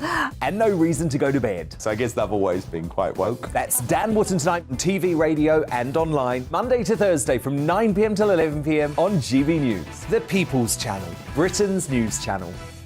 Every morning from 6 o'clock, we'll wake you up with GB News Breakfast with all the stories you didn't know from the night before. So whether it's serious news, entertainment, or your own views from all over our great nation, we're here to kick off your day with a smile. The national media should be reflecting and reporting what's happening here. You will notice the northwestern accents. Whether you're with us on TV, radio, or online, every morning, it's breakfast from 6 a.m. Hope you can join us. Join me every Sunday at 6 p.m. for Gloria Meets. In exclusive interviews, I'll be finding out who our politicians really are and what they really think. It's something that you would never want anyone to suffer. I didn't know what channels there were. B, I didn't think I'd be believed. I must have weighed about 7 stone and I'm 5'8". My instincts was to sort of cover this up. I mean, clearly that was a mistake. Join me every Sunday at 6 p.m. on GB News, the People's Channel, Britain's news channel. Hello there, it's Eamon Holmes here from Breakfast on GB News. We're not just on your television and your screens, you know. We're on DAB plus digital radio, so you can listen to your favourite shows on the move. If you've not yet listened to GB News Radio, it's very simple. We're on your radio player and tune-in apps, on your smart speaker, phone or tablet, or online at gbnews.uk. Take us with you wherever you go. GB News Radio. You never have to miss a moment of the People's Channel. My name's Tom Harwood and join me 9:30 a.m. every weekday for The Briefing, your one-stop shop for everything you need to know about what's going on in politics today. I wonder if this is a deal that might need to be like the biscuits in this factory, twice baked. Is there not an opportunity here to win out against the extremes? Tom Harwood, GB News. What are you going to do about it? Things should have been done differently, and they certainly are being done differently. Don't miss it. The Briefing with me, Tom Harwood, 9:30 Monday to Friday on GB News. Hello, I'm Simon Evans. Join me on GB News for Headliners at 11 p.m, where I'll be joined by two of the country's top comedians as we take a look at tomorrow's newspapers tonight. If it's a big story, we'll be covering it, I guarantee, but we'll also have some fun along the way. That's GB News Headliners at 11 p.m. We won't put you to sleep, unlike some of the other paper review shows out there. So join us, 11 p.m, 7 nights a week.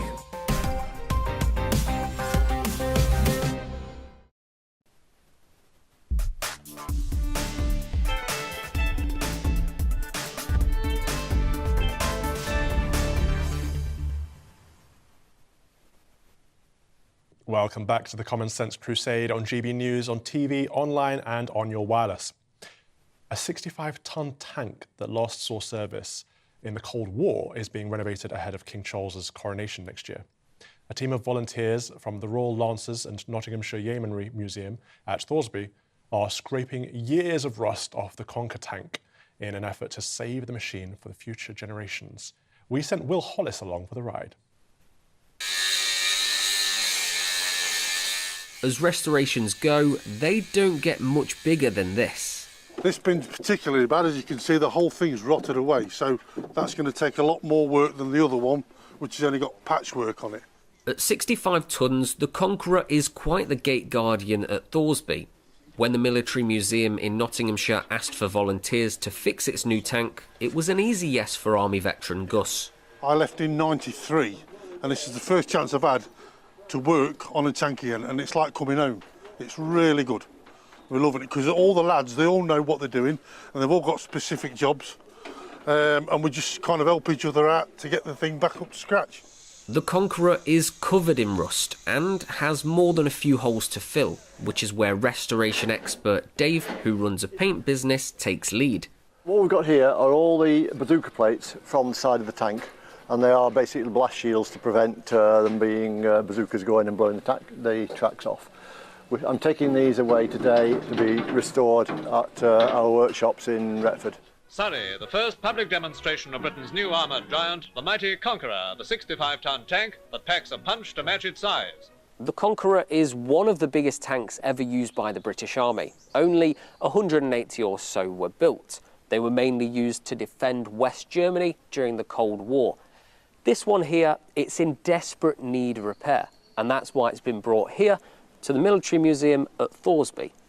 The Lancers Museum honours the long service Nottinghamshire has given to the British Army, from the early days of light cavalry to the tank regiments that we see today. Bringing the Conqueror here helps to complete the museum, which opened in 2011. But the connection Thoresby Park has with tanks goes back much further.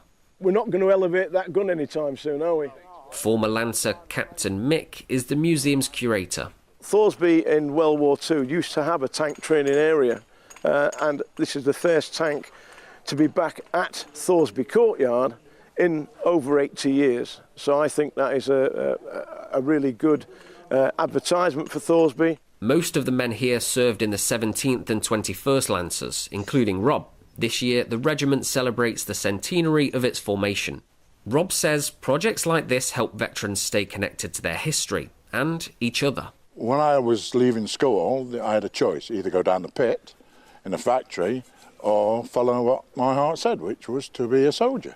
We have a saying in the forces, you either come out of the forces as a civilian or you come out with half a green brain, which means that you've still got something there for the forces. The museum hopes that visitors will help to meet the £10,000 cost of fixing the tank so it can be ready for King Charles's coronation in May next year. And after that, the small piece of history will become a big part of this museum's future. Will Hollis for GB News in Thoresby. You're with GB News on TV, wireless and online. And after the break, the Wellcome Collection has defended its decision to end a racist and sexist exhibition about its founder. Should we be getting rid of museum artifacts because some people find them offensive? Now it's time to check on the news headlines with Bethany.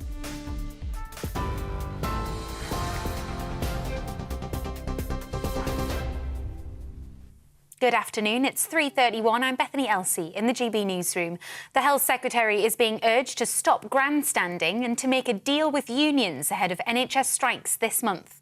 The call by former Health Secretary Stephen Dorrell comes as military personnel prepared to cover striking public sector workers.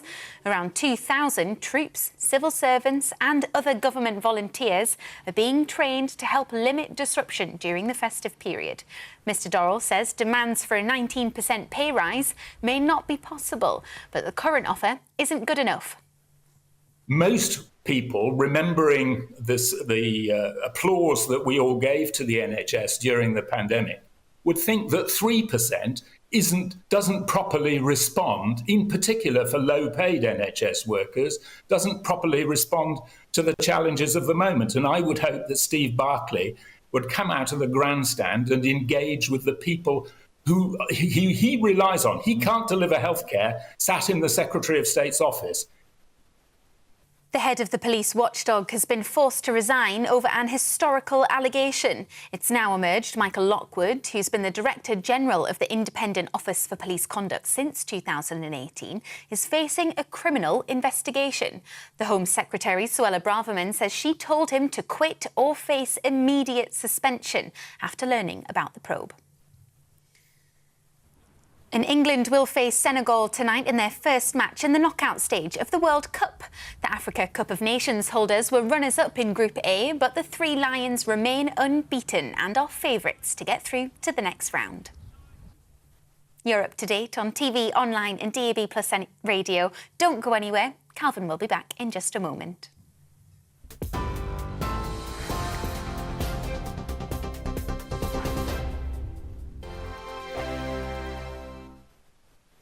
Monday to Thursday nights on GB News. At 6, it's Dubes & Co.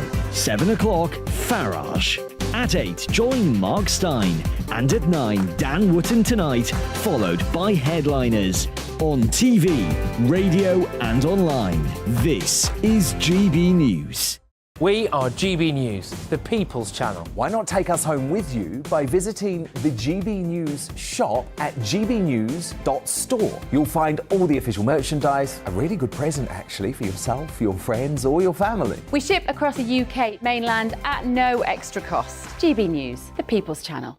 Here on GB News Live, we'll be keeping you in the picture, finding out what's happening across the country and finding out why it matters to you. We'll have the facts fast with our team of reporters and specialist correspondents. Wherever it's happening, we'll be there from 12 noon on TV, radio and online. GB News, the People's Channel, Britain's news channel.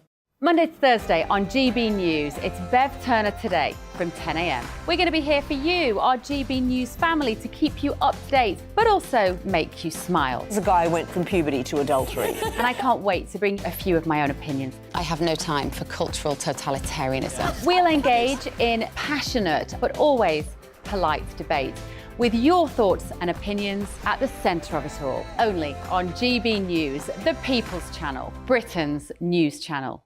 Hi there, it's Stephen and Anne.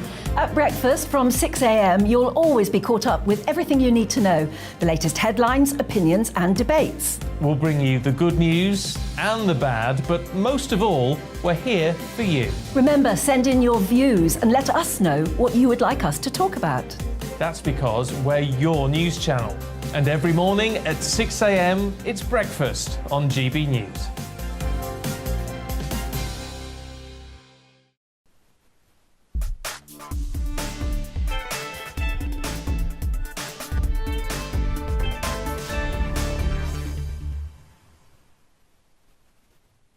Welcome back to the Common Sense Crusade on GB News, on TV, online and on your wireless. The Wellcome Collection has defended its decision to end an exhibition about its founder, Sir Henry Wellcome, which has been deemed by some as an act of cultural vandalism. Sir Jeremy Farrar, the director, and Julia Gillard, its chairman, wrote in a letter to The Times that they no longer consider it the right choice to display the exhibit, which the museum called racist and sexist earlier this week. This story raises the question, are we forgetting our roots and traditions in this country? Have we slipped into the bad habit of viewing our ancestors in an ungrateful and uncharitable way? Well, joining me now to discuss this is historian and broadcaster, Dr. David Starkey. Dr. David, thank you very much for joining me. Dr. David, dear me, we Calvin, we Reverend Sir, we are being very formal. Thank you, Dave. Hi, Calvin. Yes. I hope you made mass this morning. I mean, the museum themselves are defining themselves as racist and sexist. How far down this rabbit hole have we fallen now of self-denigration in this country? The thing that is profoundly disgraceful, I mean, it really is important that we grasp just how serious the Wellcome is. The Wellcome is Britain's largest charity. It has got an endowment. Do you know the figure? No. £36 billion. And rising astronomically. It gives more to medical research than the government. And is there a criteria on that endowment? Pardon? Is there a criteria? Yes, the criteria, let me just read. I came well prepared, didn't I? Henry Wellcome's vision of advancing health, listen to this, health through science and culture. That is the endowment of the museum. Health through science and culture. What they're doing is exactly the opposite. They're espousing let's not mince words, they're espousing the forces of darkness. And it is deeply shocking to the memory of Henry Wellcome. Needless to say, there is a key figure there who is in charge of let's read it again and get absolutely correct, who is their diversity, inclusion, you know exactly the kind of figure, who is called Farah Nazir. And she charges Wellcome. Why must we remove Wellcome from the place that he founded? Because he is a man of enormous wealth, power and privilege, right? Secondly, what are the things that are exhibited? Well, a lot of them. Wellcome is a great medical pioneer. He researches himself. He travels to Africa. He travels to South America. And, of course, there are things like, bows, arrows, medicine men, as well as Napoleon's toothbrush and a French guillotine. And what she says is all these things are the objects of the historically marginalised and excluded. Fine. Shall we just ask a little question about Mr. Wellcome? Or rather, Sir Henry. OK, he finishes one of the richest men in the world, 3 million in the early 20th century, right? That's up there with the Astors. It's up there with J.P. Morgan. Do you know how he began? Literally dirt poor. He was born on a 14-acre farm in Almond, Wisconsin, to mad Adventist parents. His family is wrecked by the American... We hear a lot about the Irish potato famine. We don't hear about the American one of 1861. They then immigrate when he is a boy of 10 to Garden City, Minnesota. And do you know what? They choose exactly the moment when the Sioux Indian tribe rises in the greatest rebellion and besieges Garden City. And this lad has to cast bullets and help tend the dead and the dying with his uncle Jacob, who is a doctor. That is how this privileged man begins. How does he become one of the richest men in the world? By education, by science, by progress. What does this woman in charge of equity, diversity and inclusion at the institute he founded wanted to do? She wants to take the side of the witch doctor. She wants to take the side of magic. She wants to take the side of fable and fiction as opposed to reality. She wants, and sorry, Calvin, you're wearing your collar. We've got the crucifix. We've got the Bible. She wants to take the side of a new Christian heresy, which is called woke. I would say the woke are the Puritans. They are, but it's a Christian heresy. Yes. Well, also, remember, there's a lot, we could look it up. The Magnificat, he shall cast down the mighty from their seats and elevate them of low degree. And woke is a parody of that. The trouble is, you see, I'm a secularist, finally. I believe that Wellcome envisaged a world redeemed by science. This is Wellcome himself on the screen. This is Sir Henry Wellcome. This is redeemed by knowledge, by science, by education. Yeah. What people like, and this is what is so disgraceful, that somebody like Jeremy Farrar is head of this. By the way, did you notice who, you couldn't even pronounce her name. Do you remember who Julia Gillard is? No, tell me. She is the failed Prime Minister of Australia. As if we didn't have enough, failed women Prime Ministers, we have to import one. But the Wellcome story is one of social mobility, then, isn't it? Totally. It's a story. It's a story of social mobility through education, through knowledge, but not simply. He's a man who wanted to give his money away, and what he wants to do, he wants to give us back health. Now, you left out, of course, racist and sexist. We didn't quite pick up what the other thing that the Wellcome has now decided Wellcome was about. He was ableist. Now, can I give you a little bit of autobiography here? I'm very interested in ableism because I was born disabled. I was born with club feet. I got polio. My left leg was going to be about 4 inches shorter than my right. And you know what? The only thing I wanted to do was to be able. I'm a passionate believer in ableism. I don't believe, again, it's this cult of victimhood, this notion that if you're deaf, you should believe in deafness. If you're blind, you should believe in blindness. This is an absurdity. We want to eradicate these things. We want everybody to enjoy good health. I want everybody to be rich. That's exactly what industrialisation has done. You're using the term "we." Many of us would agree with you. But, Good. But there are those that don't. Socialists don't want everyone to be. They don't. And people like this wretched woman, Farah Nazir, want to keep people poor. They want to cultivate them as victims. They want them to remain ignorant. And what's worst of all, Calvin, they want to enforce poverty and ignorance and ill health on the rest of us. And the fact that an institution founded to redeem the world through health and knowledge has now been taken over by this cult of evil and darkness seems to me to... The Charity Commission should be investigating. I think this is beyond the usual madness that's overtaken. But the reason these diversity, inclusion, and equality ZARs. They stand for the acronym is DIE, isn't it? Because that's where they send things to die. And this is cultural vandalism, is it not? This is cultural death. I mean, this is the death of the Enlightenment. We are a world that was created by the Enlightenment, by science, by knowledge, by education. You and I are products of it. I wasn't born in dirt poverty, but I was born, it wasn't like not poor old Wellcome, brilliant, clever, forceful Wellcome. I'm sorry, I don't believe the meek inherit the earth. I believe Henry Wellcome and D. Starkey inherit the earth.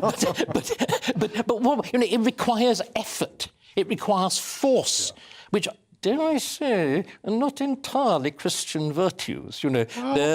Christ came to bring a sword. Right, okay. there's that other, but that's not the Jesus meek and mild that's in the... Jesus wasn't incredibly meek. I agree with you. It's a modern concept. It is a modern perversion, again. On the contrary, you know, I come... This is the common sense crusade.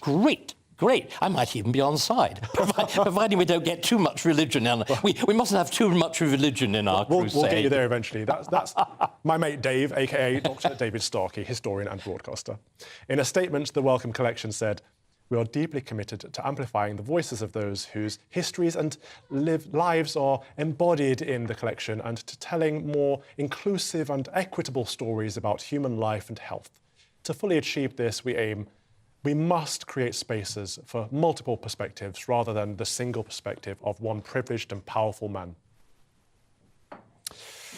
Before we move on to our next debate, let's have a look at what you've been saying about today's topics. On the decline of Christianity in the UK, Elizabeth says, "Congregations who do go to church are not being catechized properly, and Christianity is not being taught as a priority in schools. Yes, we should teach the basics of other religions, but Christianity should be made the main religion that is taught, which is currently not the case." I agree with you, Elizabeth. We have to choose a set of values. We have to choose a faith. That's no bad thing.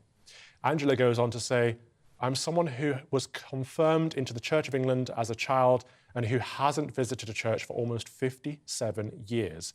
I personally regret the happy-clappy trend of the church, possibly done to appeal to the young. Also, church congregations tend to be frequently cliquey, which is not encouraging strangers.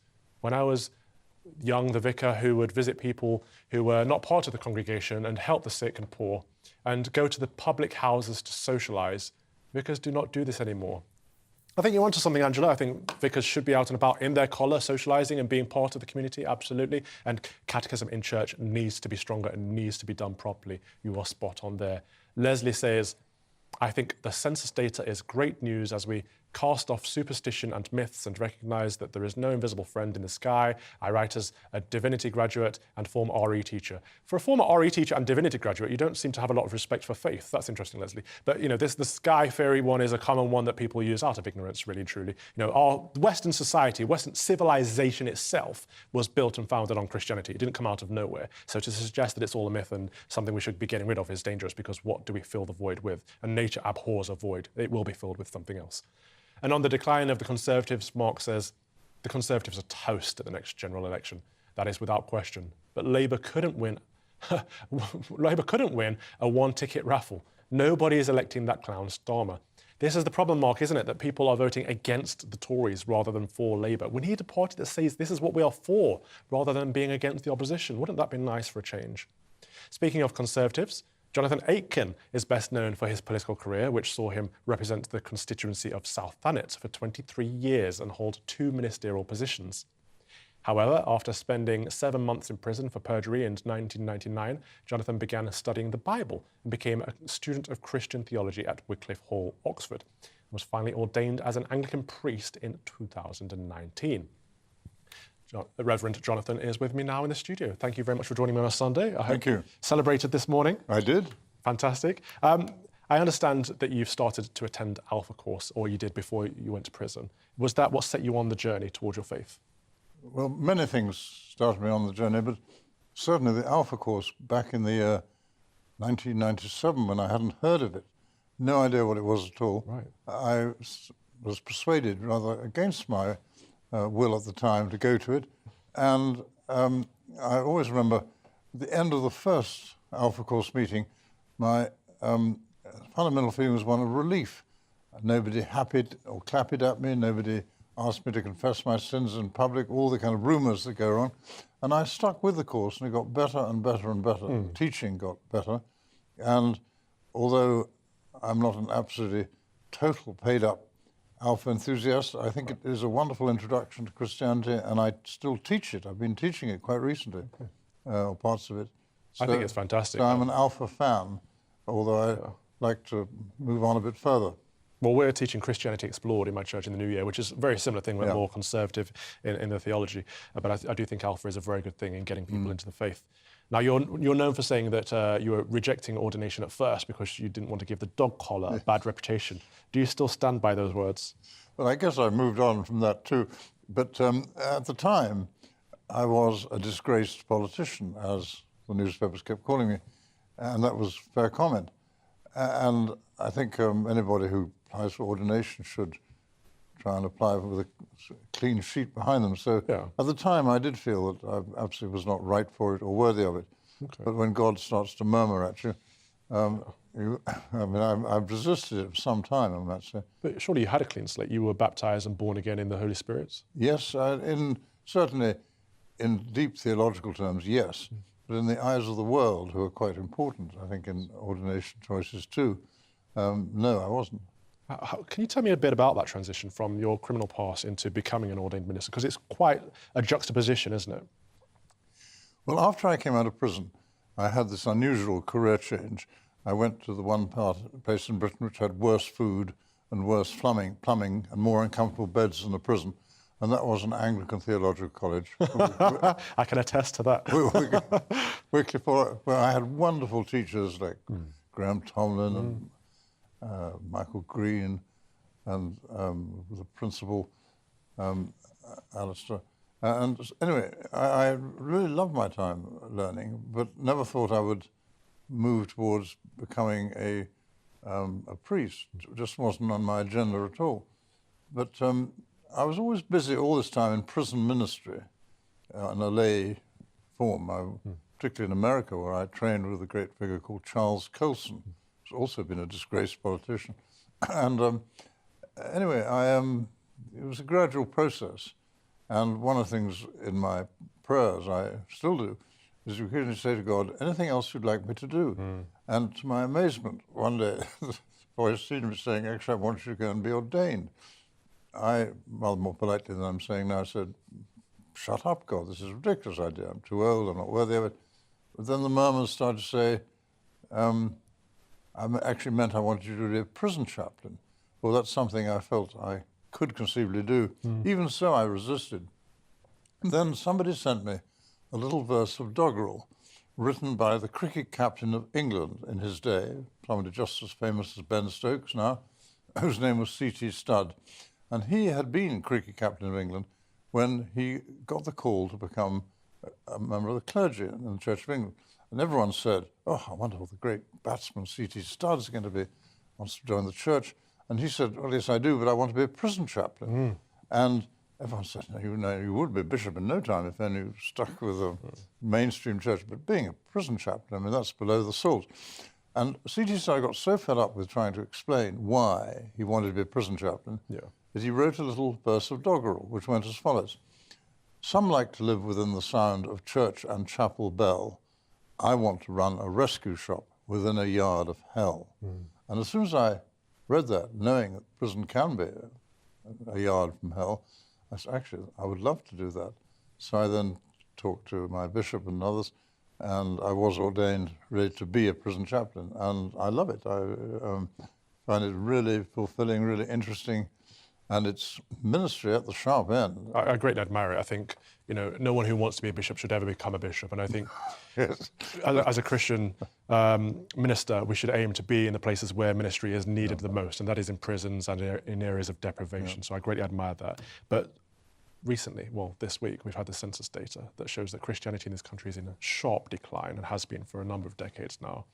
But we're now in a minority. Did this, A, come as a surprise to you, and B, why do you think it might be? Well, I know there have been some journalistic headlines about it, but those who write them and read these stories and regurgitate them are taking a very parochial view. First of all, Christianity is not in decline at all, but here in Britain it is. And if you look at the worldwide figures, the fastest growing religion by miles, including in places, unlikely places like China and the Far East and Africa, huge growth. And so it's the fastest growing religion, if that. But of course, the real parochial view is God is not interested in a numbers game, just what statistic, and slightly bogus statistic anyway, even if the Gallup poll is honest, because what is a Christian? And what do people say, well, I don't think I'm a Christian, then their mother has cancer or something, they start to pray. And so it's a very, very questionable exercise altogether. But I think above all, God is bigger than these statistics, and the Christian religion is bigger than England. So I take this, I'm underwhelmed by this Gallup poll. OK, and as a final question, just to summarise in about 30 seconds if you can, what can the Church of England do to turn this around and to be there spiritually for people that do need the Christian faith, that need to find Christ? What can the Church do? Number one, the Church should be there for anyone thinking in the faintest way of seeking God, calling for God's comfort. And that, of course, goes far wider than attending services, important though that may be.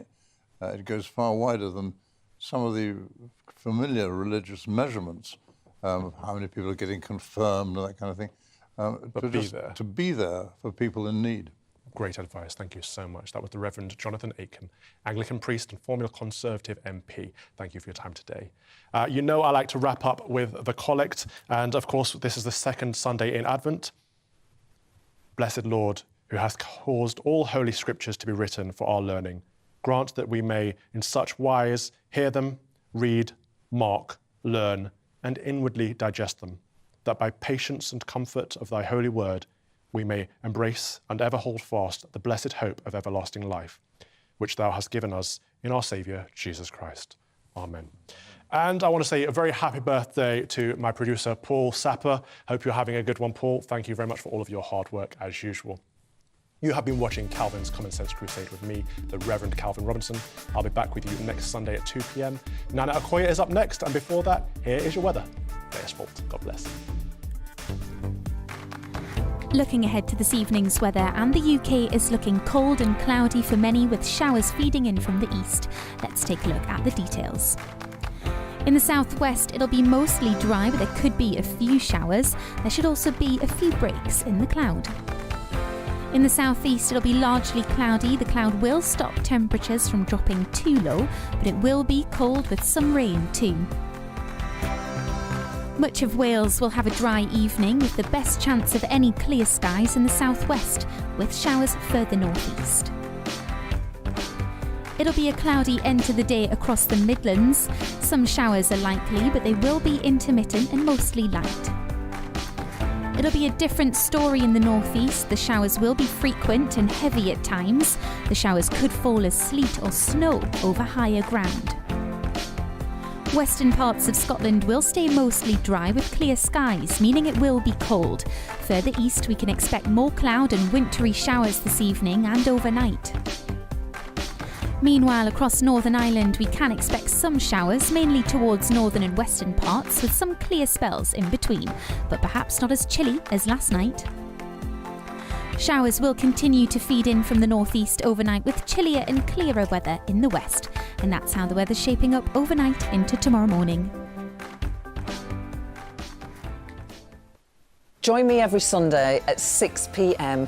for Gloria Meets. In exclusive interviews, I'll be finding out who our politicians really are and what they really think. I think I've seen probably quite enough of Matt Hancock to last me a lifetime. I'll also be getting to know you better, travelling to find out what you think about the politicians who are fighting for your vote. They've got to get this country back on track. Join me every Sunday at 6 p.m. only on GB News. On TV,